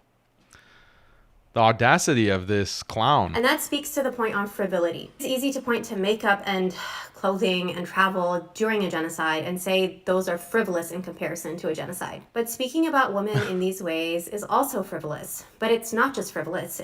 Why is it frivolous? So if there's a Dawah bro that's criticizing tabarruj or ikhtilat or any of these Islamic concepts, legitimately criticizing that and pointing out that this is a problem, how does that compare to someone engaged in tabarruj? Someone who's engaged in ikhtilat and putting out this kind of garbage content on fashion. Oh yeah, it's fashion. If these influencers want to show fashion, just take the clothes and put them on camera without you being in it. You don't have to show your body. You don't have to put yourself, because this is or the makeup. Oh, it's fashion. Oh, it's travel. Oh, look at me traveling. This is the meme, right? The woman has to place herself at the center of the camera and be constantly at the focus of attention. But the excuse is, oh, I'm just displaying fashion. I'm just traveling. I'm just traveling. Oh, this is my hijab tutorial. Yeah, all of that is an excuse for you to show your beauty and to show yourself. Tabarruj in Islam. Displaying your beauty that Allah has said is prohibited. And unfortunately, you have simps who are watching this kind of garbage. So it's not just women, it's also some of these men as well that are consuming that content and saying, oh, you're so beautiful, sister. Oh, mashallah, sister, amazing. These simps are part of the problem. If the simps ignored the content or they shamed this kind of content, that'd be correct. But instead, they're simping. So this equivalence, imagine, between attention-seeking female behavior under the excuse of fashion and travel and lifestyle or whatever, compared to the Dawah bros who are criticizing that garbage. This is what she equates. It's also dangerous, and it can be violent. There are so many... dangerous. It's violence. Oh, the danger. The danger and the violence. We have to protect these poor hijabi tutorial makers. We have to really protect from danger these poor niqabi dancers on TikTok. Oh no. There's going to be violence. So it's really disgusting. These people, unfortunately, they have been propped up and they influence a lot of the way that Muslims think about deen. So we have to fight against that. Places this discussion can go, but specifically on the points of the liberation of Palestine and using our content to push a tidal wave of support. When we Islamicize our excuses, when we skirt personal responsibility. Now, you could say that... You skirt personal responsibility because you call out tabarruj. You're basically a Zionist if you criticize women. If you criticize, these hijabi influencers, that's genocide. You're basically bombing Gaza yourself. you are doing is forbidding the evil. But the problem is that the way in which it's done is not one which encourages or inspires change. What I have seen... Oh, I didn't know that that was one of the conditions of nahi anil munkar, like forbidding the evil. One of the conditions is you have to be inspiring. You have to encourage and inspire. If you don't encourage and inspire, then you're not really doing nahi anil munkar. You're not really forbidding the evil. New fiqh just dropped. Is this abrogating everything that we know of the Quran and Sunnah and the scholarly tradition? Like, she's just making stuff up now. Is it typically divides and it distracts away from the cause. This is a time where we should ask ourselves, are we Islamicizing our obsessions? Are we... You're obsessed. If you criticize women, you're obsessed. That can never be done from a place of genuine concern. You're just obsessed. You hate women and you're dangerous and you're causing violence and you don't care about Palestine. Like every single trope she's throwing out there, like seeing what's going to stick. If you're a dawah bro, you're dangerous, you are violent, you are spitting on Palestine, you're spitting on the graves of the Palestinians, and you are not encouraging, you're not inspiring, you're disgusting, you're a hypocrite. Islamicizing our trauma? Are we Islamicizing our insecurities as an excuse for our lack of actively working for the liberation of Palestine and all of this ummah? But what now? Yeah, so, oh my God. Every single trope, and it's all pure projection. Like, oh, you're insecure. If you're criticizing the niqabi dancers, you're just insecure. You're just Islamicizing your insecurity, your trauma. So these are the Shaykha. This is unfortunately an American phenomenon, but we see it increasingly in other parts of the world where they're promoting these female scholars. They're just feminists. Like they're feminists who have memorized a hadith or two. And they're Shaykha now. They're Shaykha. And you can tell, like, the only topics that they talk about when they're given a platform is how much Muslim women are suffering and how much more we need to give Muslim women. We're not doing enough for Muslim women. If you have a male scholar, he'll talk about all areas of fiqh. He'll talk about aqidah. He'll get into the tafsir, every single subject having to do with every area of life, not just marriage, not just family. Also, when it comes to all the mu'amalat that we know in Islam, aqidah, fiqh, hadith, usul, like all of these subjects are covered. But you bring a shaykha, all she's concerned about is, oh, are we giving our Muslim women enough rights? That's the only subject that they talk about, ever. So this is, and that's all, if they ever write anything, writing, forget about writing anything.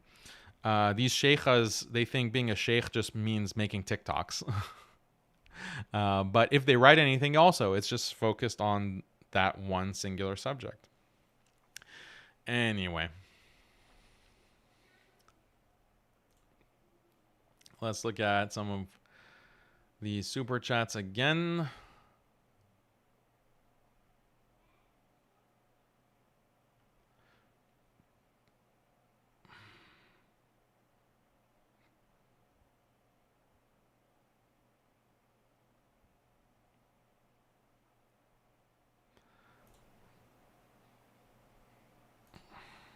Oh, oops, wrong screen.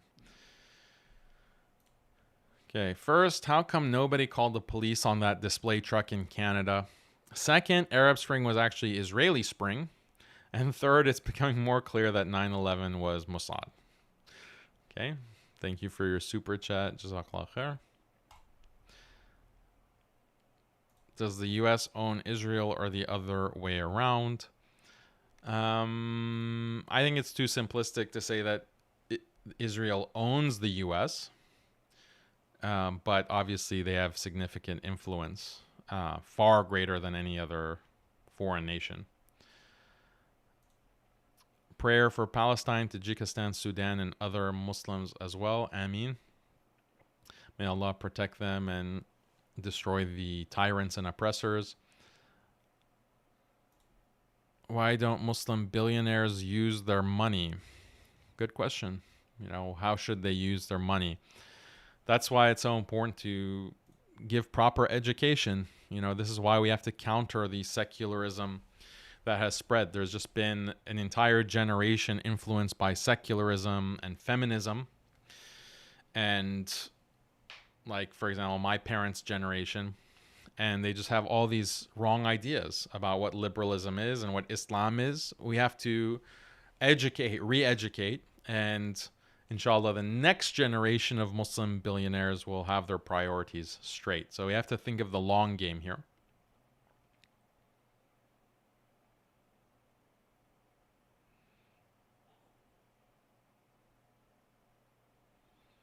I don't know what this means. I must say you've mastered the Muslim breathing fourth form. Mubahala. Don't know what that means. The evils of communism needs to be exposed more. Some Muslims naively support communist ideologies. Inshallah, we're going to talk about communism very soon in the rest of this episode. Dr. Disrespect is a popular streamer who was texting a 17-year-old, and many liberals like Psy calling him a pedo on X. They're arguing about age of consent, not realizing that Islam is the solution. Yeah, okay. So everyone knows that if you have any interest in someone who's under the age of 18, you're a pedophile. Everyone knows this. If she's 17 years old, 355 days old, 23 hours and 59 minutes and 59 seconds old, and you're interested in her, you're a pedophile. That's all there is to it. Don't argue with me, you pedo supporters. Social media has made people overestimate the value of their own opinion. Crazy the garbage people will confidently spew on the internet. Yes, that's completely agree with that. Maybe use Brother Hoblos's "ew bro" meme for reactions. Yeah, we should use that. Might get overused. When you graduate from Live, Laugh, Love University. Yeah, that's where the sheikhas are getting their ijazas from. From Live, Laugh, and Love University. From Professor Simp. Sheikh Simp is issuing them ijazat.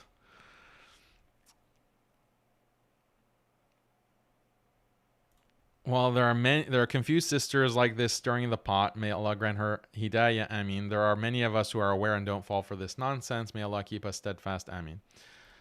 Yes, I agree. There are a lot of good sisters who are increasingly recognizing this trash. That's Brother Andrews, Jazakallah khair. You're always very generous. Appreciate your support. Brother Yaqub says Allahu Akbar. Not sure what he's referring to. Looking forward to the discussion on Tajikistan coming up next. Hard times make strong men make good times make weak men make hard times, never get too comfortable. Yes, that is true. Simp men create weak times.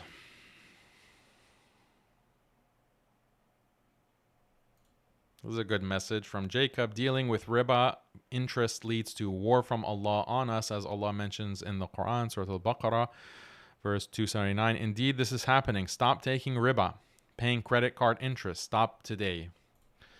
Very good message. Okay, so now let's get into Tajikistan.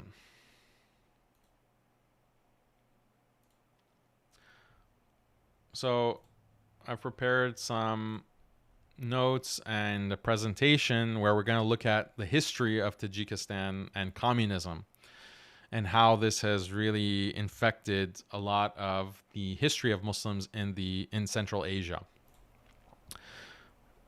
Bring this up.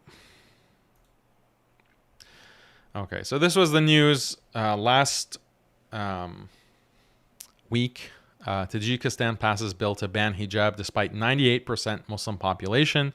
They've officially banned the hijab and they impose hefty fines in latest move to curb Islamic influence. So this is part of a long history of repressing Islam in Central Asia. No part of the world has been subject to harsher measures against Islam than in Central Asia, especially over the past 200 years. And these harsh measures have been justified on the basis of two ideologies. One of those ideologies is liberalism, and the other ideology is communism. Liberalism and communism are related ideologies. In fact, the way that I categorize communism, I categorize it as a sub-ideology of liberalism. Because why? Liberalism as an ideology tries to maximize individual freedom and equality. That's the central aim of liberalism, maximizing individual freedom and equality. Communism also wants to maximize freedom and equality, and it just has a certain prescription for how to do that. Therefore, communism is a sub-ideology of liberalism. Socialism is a sub-ideology of liberalism. Feminism is a sub-ideology of liberalism, etc. Because they're all based on how do we maximize individual freedom and equality. So in the late 19th century, the Russian Empire repressed Islamic belief and practice in Central Asia. This was done in the name of liberalism. So the 19th century, and prior to that, Russia had become liberalized. They had adopted liberalism as the law of the land, basically. And then the Russian Empire had conquered Central Asia and the Muslims in those regions.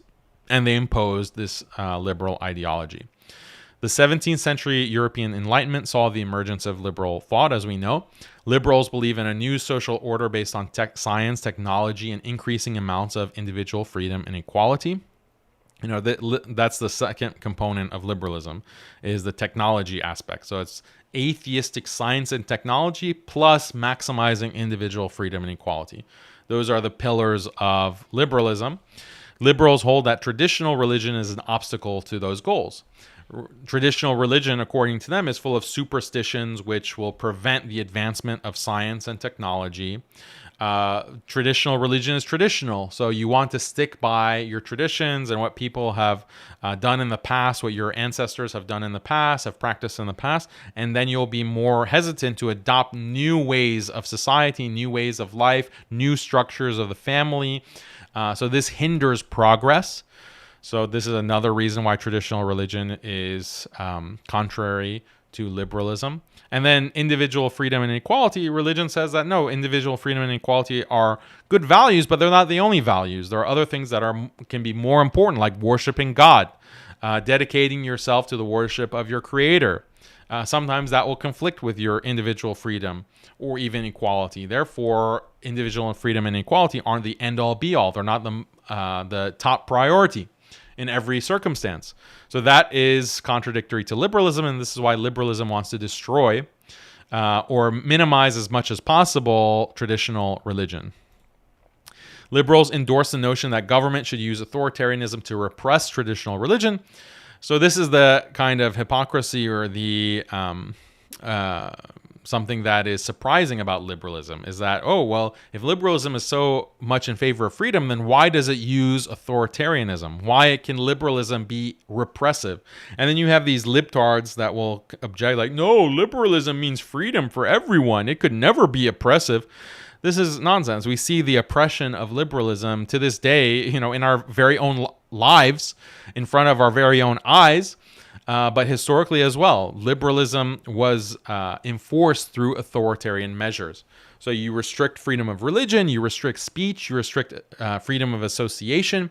Only after the influence of religion has been broken is it possible to remove these structures. So you have people like John Stuart Mill on Liberty, his famous book, which he lays out these liberal principles. He says that, well, when it comes to savage lands or lands that are barbarian, full of barbarians, you will impose a liberal order through force, and you have to restrict speech, you have to restrict freedom to associate, you have to put these kinds of authoritarian measures so that you will civilize the population. Then when the population is sufficiently civilized, you've basically beaten religion out of them, then you can give them freedom of speech and freedom of association, etc. So So this is, imagine if we said that, okay, like the Taliban, imagine the Taliban in Afghanistan said that, yeah, we'll give people freedom of religion, but we just have to make sure that we control all the schools and we educate all the children in hardcore Sharia. We influence them. We make sure all the children are memorizing Quran and Hadith. And once they fully become civilized, where they're practicing Muslims who have memorized the Quran and have long beards and the women are completely covered, once they've reached that level of enlightenment, of civilization, then they can say whatever they want. And then they can associate with whoever they want. Obviously, liberals would say that's not freedom. That's the opposite of freedom. You've indoctrinated them. You've imposed this religion onto them. Well, this is exactly what John Stuart Mill advocates unironically. He unironically says that we have to civilize them, basically indoctrinate the population into liberalism. Then when they're sufficiently secularized and liberalized, then they can say whatever they want. Then they can do it. Once we've fully entrenched our ideology into the fabric of society, then you can say and do whatever you want. This is transparent hypocrisy. So during the 18th and 19th centuries, most European countries underwent a period of liberal authoritarianism, such as Frederick the Great in Prussia and Germany, Joseph II in Austria, Napoleon in France, and then Russia, you also had Peter the Great, you had Catherine the Great. These are liberal authoritarians. They believe in freedom and equality, but they're imposing it on a religious population brutally through force. And it's estimated that they killed millions. Before these Europeans attacked the Muslim world through colonialism to spread freedom and democracy to the Muslim world, they were spreading freedom and democracy to a very religious Christian population in Europe. And they ended up killing millions. It's estimated that Napoleon was responsible for the death of millions. Why? Because he wants to impose liberalism. Liberals justify authoritarian measures primarily in terms of security. So, there's this danger from the fanatics, from the radicals. So we have to impose these restrictions on freedom. Supporters of traditional religion are hostile to progressive values like science, freedom, and equality. Liberals refer to a strong attachment to traditional religion as fanaticism, which is more or less equivalent to the modern concept of extremism or radicalism. So they didn't use the term extremism 200 years ago. They called religious people fanatics. And maybe you've seen the video that we have on the channel about how European liberals consider the Pope as a fanatic, terrorist. They consider the Pope and the Vatican as like this terroristic influence, like the way that today Westerners talk about the Taliban, or they talk about ISIS. They were talking about the Pope like this in the Enlightenment. The Pope is like Abu Bakr Baghdadi or Osama bin Laden. That's how they were talking about the Pope. Liberals have always held that authoritarian measures are a legitimate means of combating extremism. So it's fine to restrict people's speech, to restrict their freedom of movement, to restrict every aspect of their lives, to put them in prison, to detain them, to even assassinate them. All of that is justified in order to maintain security. It's just for security purposes, right? Otherwise, everyone is free to talk about whatever they want. Freedom of thought. Yeah, you can think about anything you want. You can talk about anything you want. But if we deem it to be contrary to our security, very loosely defined concept of security, we have the right to kill you. That's freedom. These policies were put into practice by the liberal European empires, which took control of almost the entire Muslim world between the late 18th and early 19th centuries. These empires held that it was necessary to employ authoritarian measures to repress Islam because of the dangers of extremism and the danger of revolts, because the Muslims were revolting and trying to throw off these colonial powers that were repressing them. Only by repressing fanaticism would the population accept values of science, freedom, and equality. Basically, we have to beat these Muslims black and blue until they accept our enlightened values, till they get rid of their backwards traditions, these gender roles and covering women and the idea of polygyny and minor marriage and all of these very barbaric practices. We have to beat it out of them. Otherwise, it's a security threat. What is the security threat? These these natives are going to throw off our colonial rule. That's the danger. We want to maintain control, and they're opposing that. That's a security threat. Therefore, we're justified in not only brutally subjugating the population, but even genociding a large proportion of them, like in the Algerian genocide. The period of liberal authoritarianism began in the 18th century under Russian rulers like Peter the Great and Catherine the Great, tightly restricted freedom of speech, religion, and association for all their subjects, including the Orthodox Christian majority as well as a large Muslim minority. So they're not only repressing Muslims, they're also repressing Christians. That's part of the liberal program. It's an attack on all traditional religions, not just Islam. Between the 1730s and 1780s, the Russian state took control of Muslim religious scholars. The Russian government regulated the construction of mosques and religious schools, established Sharia courts which were given jurisdiction over matters of marriage, divorce, inheritance, and child custody were all controlled by the Russian government. The government forced all religious scholars to join the state bureaucracy. These became paid government employees. They were expected to promote loyalty to Russia and a version of Islam that legitimated government policies. Subservient pro-government scholars were given the highest positions. So they're co-opting the religious class, they're co-opting scholars, they're liquidating masajid and religious schools and only leaving those that are directly controlled by the Russian state. Now, this might sound familiar because this is the model that's still being used throughout the Muslim world.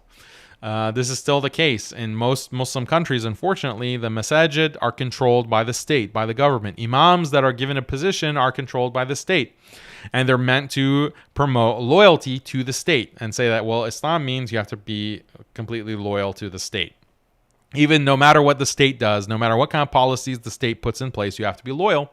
Even if the ruler is going to destroy Islam and secularize the country and promote all kinds of kufr and fahisha, it doesn't matter. You have to be loyal no matter what. So this is, the Russians created the Spiritual Assembly of Mohammedan Law, established in 1788 in the city of Ufa, located within the Volga-Ural region. And a book about this is Preserving Islamic Tradition. Chapter 2 really talks about the Spiritual Assembly of Mohammedan Law. And this is like modern reformism. So this is prior to communism. This is liberal authoritarianism. It's not communism yet. This is the 18th century, 19th century. The Russian Empire was replaced by the Soviet Union, which lasted from 1922 to 1991. So you have the Communist Revolution, and the Tsar is displaced, and now you have a different system, the Communist Soviet system. During this period, Islamic belief and practice in Central Asia was repressed in the name of communism. Like liberalism, communism is committed to eliminating the influence of religion over the government and drastically reducing its influence over society, but it explicitly aims to destroy religion. So liberalism doesn't explicitly say we need to destroy all religion. Liberalism doesn't openly say that. Liberalism says we need to just reform religion. We need to reform religion, but it's understood that when you reform religion, you're basically destroying it. But it's implicit. But communism is explicit. Karl Marx said that religion is the opiate of the masses. It needs to be wiped out. So communism is much more aggressive. It's much more overt and explicit in wiping out religion. And this has had a big impact on Central Asia, including Tajikistan. So you have to understand like this difference between liberalism and communism to appreciate the legacy of atheism that has affected the Muslim regions within Central Asia. So communist repression was the most severe between the 1920s and 1940s. Communist government officially endorsed atheism and created a mass organization called the League of Militant Atheists. Okay, so the Soviets have this organization, has millions of members, the League of Militant Atheists, millions of members who are dedicated to destroying religion. And they organized lectures, demonstrations, parades promoting atheism. They even had celebrations like festivals, like specifically to celebrate atheism. They wanted to replace like religious festivals with atheist festivals. They've established public museums dedicated to debunking religion, printed large amounts of material which criticize and mock religion, encouraging students in schools to mock religion. The teachers are instructed to constantly tell students that religion is stupid, religion is backwards. It's like very aggressive, extremely aggressive program against religion in Soviet Russia. Most mosques and institutions of religious education were destroyed. Mosques and institutions of religious education only allowed to operate if they registered with the state and obtained permission for their activities under strict surveillance and limited in their activities. So it's complete lockdown, complete control. Imagine, like, you're controlled by atheists. Your masajid, your imam is controlled by atheists. He has to be certified by atheists and constantly surveilled. So if the imam says something like, well, Islam is higher than the Russian Soviet state, that is sedition. He's liable to be thrown into prison, to be disappeared, basically. So he has to be very careful what he says and what he teaches. As early as 1918, the communist government began issuing legislation banning the general teaching of religion. Religious instruction was only permitted in a small number of special state-controlled schools, and other communist officials issued orders banning the teaching of religion to anyone below 18 years of age. So this is going to affect many generations when you have this policy. You can't even teach religion. You can't teach Islam to anyone under 18. You can get in big trouble if you're teaching children. So this is the chilling effect on religion throughout all society. And then you have, like, these are some examples of propaganda posters against religion. So here are the productive Central Asians who are working hard in the fields, and then you have these useless mullahs, these Muslim imams and clerics that all they can do is complain. They just stand on the side and complain about progress. A lot of political propaganda like this against Islam that was distributed to the Central Asian Muslims. 1920s and 1930s, the vast majority of mosques were shut down or destroyed. All institutions of religious education were shut down or destroyed. 8,000 Islamic primary and secondary schools were in operation in Central Asia before the Russian Revolution, but by 1928, there were zero. They're all liquidated. In the 1920s, all courts applying Sharia family law were eliminated. So this is the complete liquidation of Islam from society at all levels. And you'll notice that really important to them is to control the educational institutions. So wherever these foreign powers are trying to destroy Islam, the first thing that they target are the educational institutions, because they know that's the source of correct Islamic understanding. That's like the beating heart of traditional Islam, is the educational institutions, the madaris, the madrasa, the masajid, that they have these classes and sessions in the masjid that teach the people Islam. You have to eliminate those. You have to either eliminate or infiltrate them and make sure that you're constantly surveilling them, so that you can create this chilling effect on all of these institutions, making sure that they teach the religion, the version of Islam that is most conducive to your state power, whether it's liberalism, whether it's communism, or some other ideology. Late 1920s, the famous Hujum campaigns, public campaigns to force Muslims to renounce Islamic gender norms. So this was happening throughout the 1920s.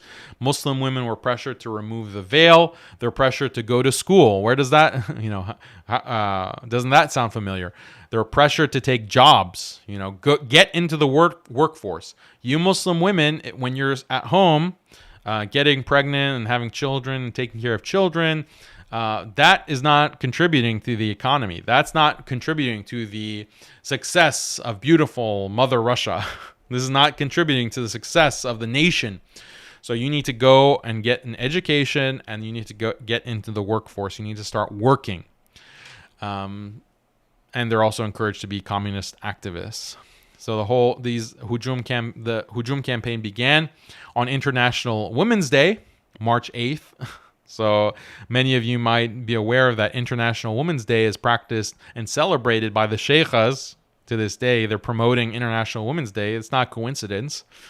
This is like this day is dedicated to throwing off hijab, throwing off traditional gender roles, and you have some sheikhas on Instagram who will promote it in 2024 or 2023. Public ceremonies where women threw off and burned their veils. The state did not officially ban veiling. They've just enacted policies harassing, threatening, and discriminating against veiled women. Because of these measures, the veiling, wearing hijab, basically died out in Central Asia by the 1950s and 1960s. This was the case in a lot of Muslim countries, Iran, Turkey, because of this kind of repression. By the 50s and 60s, you see hijab is pretty much non-existent within society, unless you go to the villages. And this is where all these black and white pictures that they post, like, oh, Iran in the 1950s, this is our tradition. And it shows like some Iranian woman in a miniskirt. Or, you know, some Turkish woman in a miniskirt, or in Pakistan or Afghanistan or wherever. They promote these kinds of pictures. Those pictures are from this period in the 1950s and 60s. And they want to essentialize this. Oh, this is what our culture is. You know, a woman in a miniskirt. Like, hijab is not a part of our culture. The niqab, the burqa is not part of our culture. Our culture is the miniskirt. Our women have always been wearing miniskirts. Didn't you know? For thousands of years, our women have been wearing miniskirts. This is, you know, and they say this with a straight face, like they're very serious. They are claiming this about women's dress. It's always been like a bikini or a miniskirt for thousands of years. Our great grandmothers were all in miniskirts, you know, smoking a cigarette. Like the idiocy of this propaganda and the people who believe it from these libtards. So here's the actual photograph. Veil burning ceremony in Uzbekistan on International Women's Day in 1927. So this is the Hujum campaign. You can see like veil burning. Here's another propaganda poster. Like, here are the Muslim women. They're discarding their hijab, throwing off the hijab, and picking up the book, picking up like, what is this? This T-square, like it's for engineering. You know, they're medical books, and they're going to the university. So this kind of propaganda, we've been suffering from it for over 100 years, and it's still being repeated. Like, oh, where are we gonna get the Muslim women doctors? They're you haven't changed the line. Like the propaganda hasn't changed since Soviet era Russia. You know, so why, like, Muslims need to have animosity towards this simp propaganda. Like, we need to, like, this is the propaganda that has subjugated the ummah and has destroyed the practice of Islam for so much of the ummah. It's this propaganda, this feminist garbage. So don't you have any ghaira? Don't you have any, you know, himma? Don't you have any zeal for your own deen, like for Islam? You prefer Soviet propaganda, this liberal propaganda, communist propaganda. You prioritize that over Islam, over deen. And when people like me come and tell you that, hey, this is a toxic foreign ideology that's been used to repress Islam for over 200 years, all you can say is, what about female doctors? Like, you're an idiot. You're so stupid. Like, do you not have a concept of, fine, if you're not familiar, like you've just been indoctrinated, this is the first time you're hearing about this, okay, you have an excuse. But there are some people who, they've heard this, they know the background, they know the arguments, but they still have the same dumb line that they repeat over and over and over again. They have no sense of the bigger picture. Like, do you have any sense of history? Do you have any sense of what the Muslim ummah has been subjected to in order to secularize it? So these are people who are just lemmings. Like, they're lemmings. They're just, or as the Prophet ﷺ said, they're just like following others into the lizard hole. Like, that's how dumb they are. Like, when this hadith, and we shared it in the previous episode too, when the Prophet ﷺ is saying that, you know, you'll follow handspan by handspan those who came before you, even into the lizard hole, that's an insult. That means you're so dumb. Like, you have to be stupid to follow a lizard into a lizard hole. You have to be so low in your intellect and your understanding. And this is what the Prophet ﷺ is saying. He's like, there will be people who are that dumb in our history, in the ummah, that will follow even into the lizard hole. And we see it with our own eyes. So then continue the history. You had Stalin's Great Terror, which saw mass killing and imprisonment of suspected dissidents across Russia, Soviet Russia. During this period, general class of Muslim religious authorities were destroyed. Tens of thousands were killed and others were exiled. This is Stalin's period. There's ethnic cleansing. In the 1940s under Stalin, several 100,000 Muslims were deported from Crimea and the Caucasus. They were moved to Central Asia, but some were sent to Siberia and the Volga-Ural region. So this is like massive ethnic cleansing that happened at the hands of Russia in the Eurasian region, in Crimea and the Caucasus. Deported peoples included the Kharkis, the Chechens, the Ingush, the Balkars, the Meshetian Turks. However, the most famous deportation is that of the Crimean Tatars, which saw the deportation of 200,000 people and 40,000 deaths. So the death toll, if you look at even prior to the Soviets, that Muslims of those regions have been constantly attacked and ethnically cleansed from Russian forces, even prior to communism. And it's led to genocide. So then you have World War II in 1940s, and the Soviets, they were distracted by World War II, and they want to recruit Muslims as soldiers for World War II. So they relaxed some of the repression, and they created these directorates, spiritual directorates. There are 4 of them, one for Central Asia and Kazakhstan, one for Muslims of European Russia and Siberia, another for the North Caucasus and Dagestan, and then Transcaucasia Muslims as well. Spiritual directorates were placed under control of the Council for the Affairs of Religious Cults, established in 1944. This council, responsible for managing non-Christian religions such as Muslims, Jews, and Buddhists. Of the 4 directorates, the most important was the Spiritual Directorate of Central Asia and Kazakhstan. This was because 75% of Muslims under communist rule lived in this region. So this is how they're controlling religion. These directorates are responsible for certifying the imams and monitoring masajid, making sure everything is in line with Soviet ideology. Then you have Khrushchev's repression. The most repressive period was under Nikita Khrushchev. And he had this anti-religious campaign from 1958 to 1964. So he succeeded Stalin. He is known as being less repressive than Stalin, but in many ways he was more repressive towards religion than Stalin was. The number of operating houses of worship was reduced. Children prevented from attending any kind of religious house of worship. Religious leaders were not permitted to collect zakat or organize hajj, and those who criticized atheism were subject to punishment. State schools intensified efforts to indoctrinate students. Here's Khrushchev. A very interesting face. Communists only permitted 2 institutions of higher Islamic education to operate. And they're responsible for training all Islamic religious scholars from Muslim communities living under Russian communist rule. So you had Mira Arab Madrasa in Bukhara, and then you also had Imam al-Bukhari Islamic Institute, and both of them are located in Uzbekistan.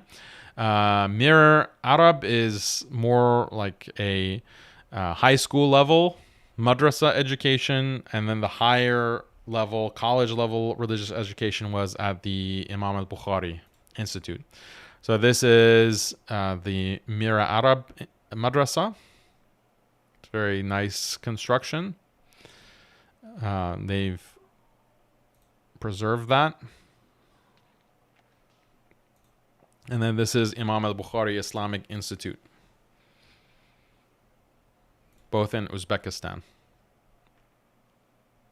So all the religious education. So imagine like how limited for millions of Muslims, you can only have imams that are educated at these 2 controlled institutions, government-controlled, Soviet-controlled institutions. So imagine like the level of knowledge of Islam is going to be next to 0 for the majority of Muslims, because either your religious scholars have been killed and they've been replaced by those who are educated by the Soviets, or you don't have any access to any Islamic information. Maybe your family members have that kind of information, but you're not even allowed to learn it because they've banned teaching children under 18. Children under 18 can't go to these public places of worship like the masjid. So it's severe repression of Islam. The state ensured that only a small number of religious scholars were trained. These scholars were closely monitored and expected to be strictly loyal to the state. The scholars taught that Islam permitted or encouraged loyalty and obedience to the communist government. Such scholars also issued legal opinions to legitimate all government policies. Who does that sound like? Which states are still operating like this today, right? Same kind of method of control is being used today in many of these Muslim countries. Famous fatwa held that Ramadan fasting is not required for those involved in physical labor. So if you're in farming or factory work, any kind of physical labor, don't fast. It's Ramadan, but you shouldn't fast. You don't have to. It's not required. Prominent religious scholars who occupied high government positions included Ishan Babakhan, Gabdrahman Rasulev, Ziauddin Babakhan, and Talqat Tajzuddin. I guess it's Tajzuddin. And he's still alive. He's like the mufti of Russia. He's the grand Shaykh al-Islam of Russia, is Talqat, Imam Talqat. And here is Ziauddin Babakhan. He passed away in 1982.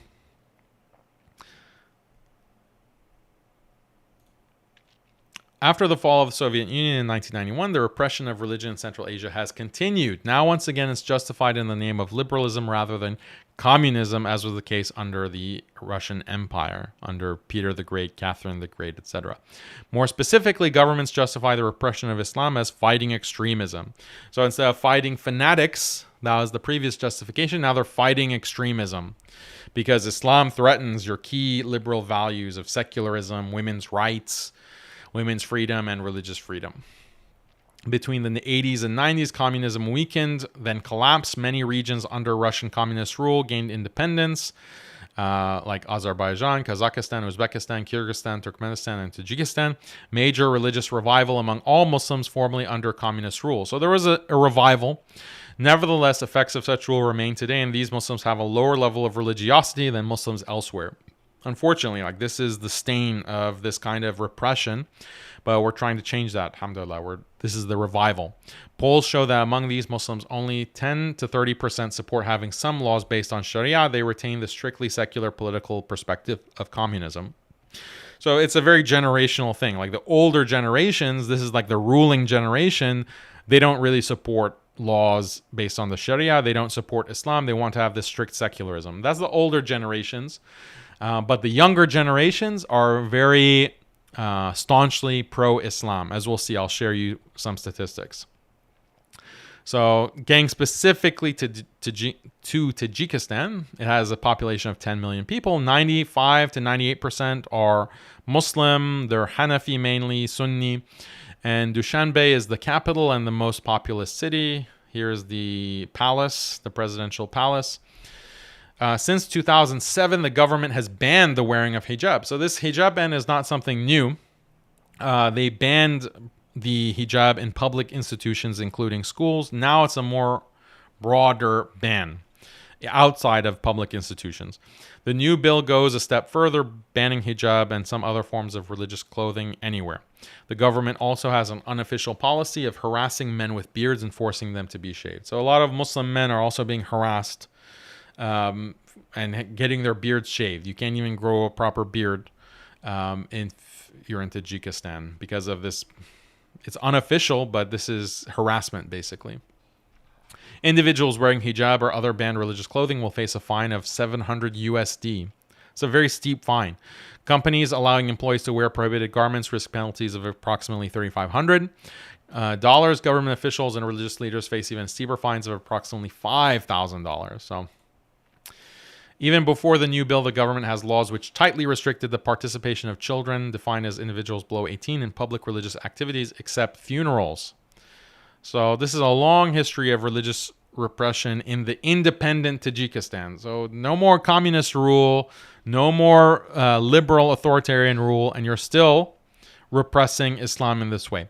The new bill adds restrictions on children's celebration of the Islamic holidays of the Eid al-Fitr and Eid al-Adha, insisting that children should not participate in associated festivities and gift exchange. And they say that Eid, fuels extremism. So if you're celebrating Eid as a child, you're going to be an extremist. Tajikistan is officially secular. It applies no Islamic laws, no family court, Islamic law, no nothing. Like many other secular, liberal, and communist states, the government of Tajikistan believes in tightly regulating religion to ensure that religious extremism does not spread. So, and they have two strategies for this. Number one, they encourage atheism, agnosticism. They encourage a lack of religious commitment. They encourage alcohol, for example. They encourage, women's liberation, throwing off the hijab, obviously, with a ban. But on the other hand, the second strategy is they teach a reformed, secularized, liberal version of Islam. This is like Islam that approves of feminism, Islam that promotes the abolishing of gender roles and women's rights, and rejecting Khilafah or Islamic governments. Obviously, true Islam is not concerned with Khilafah or Sharia or family law or anything that the state, the secular state, will take care of. So this is a big question that people have. Well, how much of these secular policies are determined because of the US's influence, or Russia, or China? So let's look at that really quick. When it comes to foreign influence, there's a lot of foreign influence in Tajikistan. One is the United States. So interestingly, if you go to US aid, their website, you can read this quote, but it's basically saying that there's this relationship with Tajikistan where the U.S. is, since 1991, has been giving Tajikistan aid to bolster their education, health, food security, and economic connectivity. So we're talking about millions of dollars given to Tajikistan. And when you go to U.S. aid, you go to their website, look at what you see.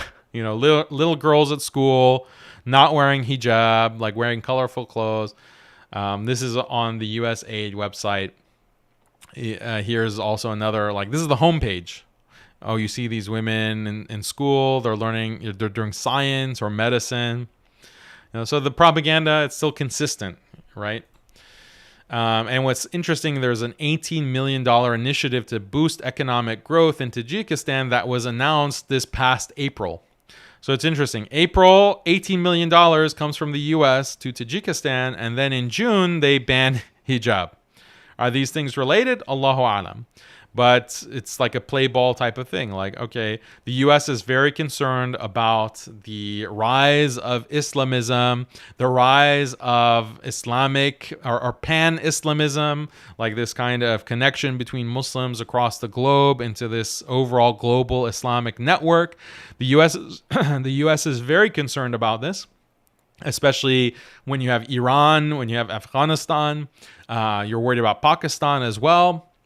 Nuclear armed Pakistan, they're very concerned about clamping down on Islamic influence. So even within Tajikistan, how can you strike a blow against Islam? Maybe there's a connection there with the new hijab ban. Allahu alam. What about Russia and China? Well, Russia has 7,000 troops within Tajikistan, and they provide also economic assistance. Russia is the biggest security and trading partner of Tajikistan and is highly dependent on remittance money from its labor migrants working in Russia. So there's a lot of Tajiks that are in Russia, and they send back money to Tajikistan. So that's the Russian reliance on the Russian state. Now, does Russia have this kind of anti-Islam agenda or secularizing agenda? It's probably not the same as the U.S. The U.S. is very concerned about Islamic extremism, and this is mostly because of the influence of Zionism.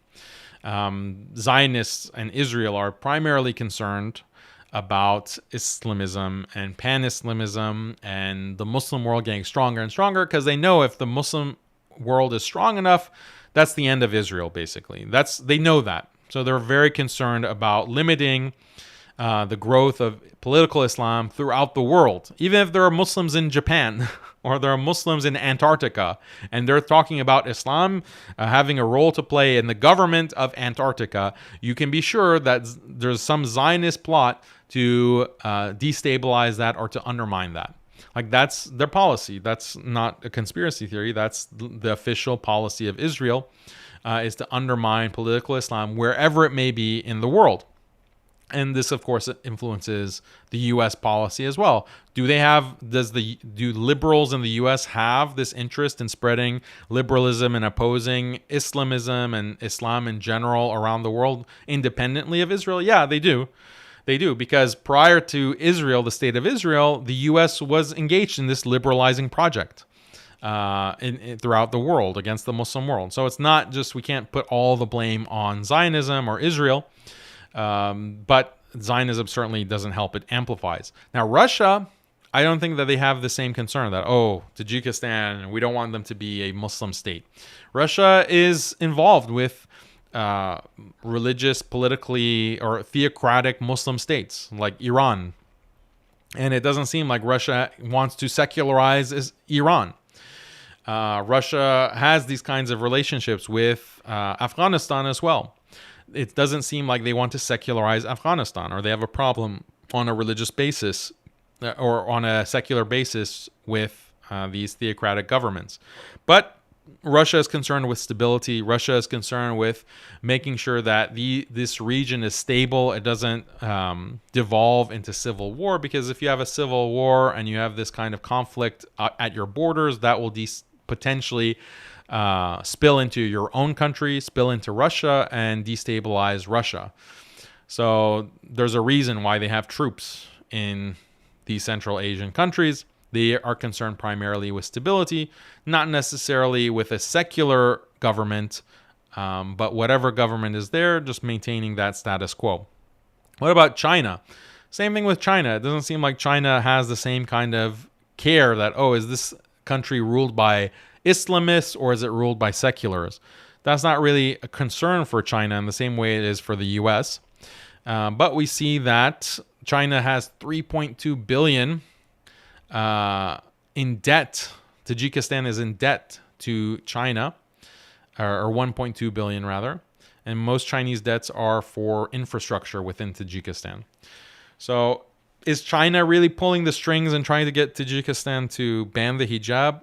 I really don't think so. China is concerned with Islamism within its own borders domestically, but are they concerned about Muslims wearing hijab in Tajikistan or Afghanistan or Iran or Pakistan? I really don't think so.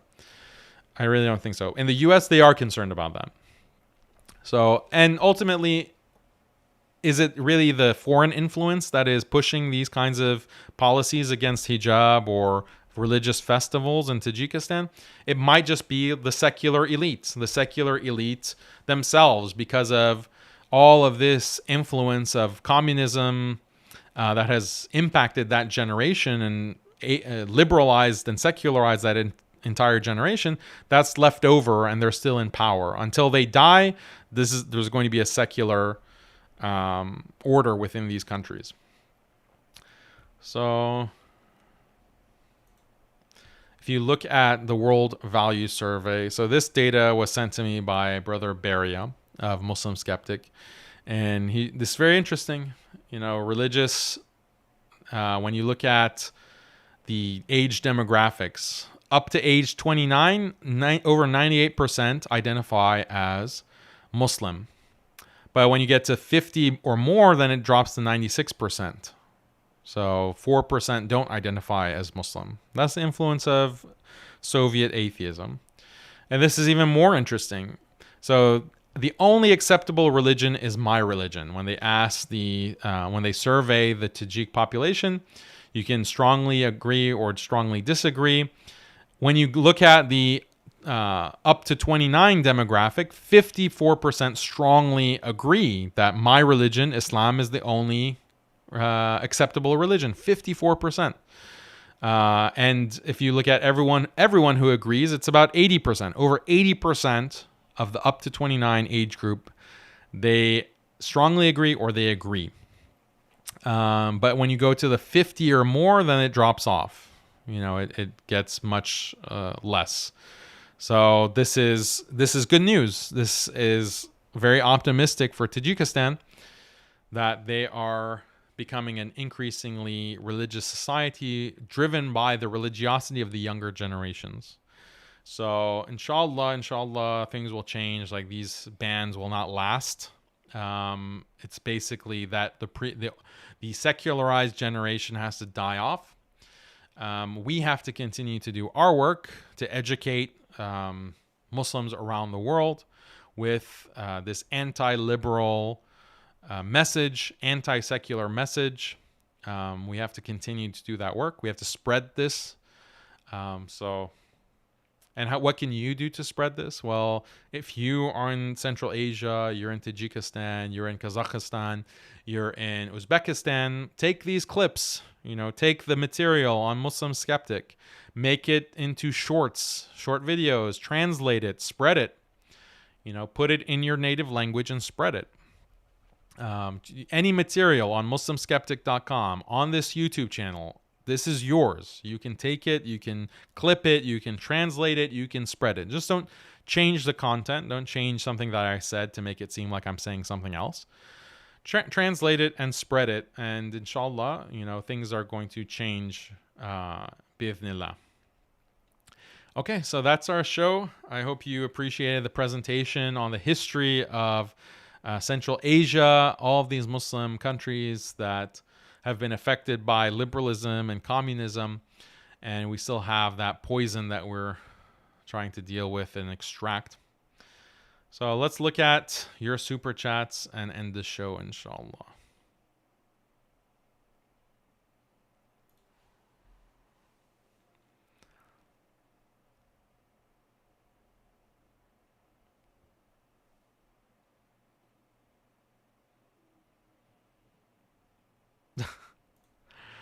Daniel, why is it okay for a non-Hojabi to use the word Hojabi, but it's wrong for a non-N word to use the N word? Yeah, because I said so. This was didn't I do a TikTok reaction on this subject? And I explained why I'm allowed to use the word. Jazakallah khair for your super chat. Thanks for discussing and exposing evils of communism. My pleasure. Moderators needed in the chat ASAP. I think there are moderators in the chat, but if there are a lot of messages, it's going to be hard to moderate everything. Okay, well, this is another show done in the books, and appreciate everyone tuning in at this time. Make sure to like the video, share it, comment, and leave and subscribe. Subscribe to the channel. Subscribe to the newsletter.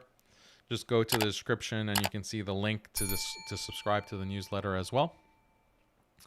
And we're just going to continue to prepare for shows upcoming, a lot of good ones. We're going to do a lot of good reactions that you, inshallah, will enjoy and will be beneficial for you. There were some topics that I want to discuss today that we didn't really get time to do so, but we will get to them in the coming weeks, inshallah. So I hope to see you on the next Haqiqat show. If you want to see, I'm considering having like a live portion where people can call in and I can interact with you directly. I'm not sure if we want to do this or not. If you are interested in seeing me talk to people live that call in, then let me know in the comments. This is something that I'm considering, but I haven't decided for sure if I want to do it or not. But if there's enough interest for it and people want it, then inshallah we can try to implement that as well. It could be another exciting dimension of the show. But let me know. Okay, then I'll catch you on the next one, inshallah. Assalamu alaikum wa rahmatullahi wa barakatuh.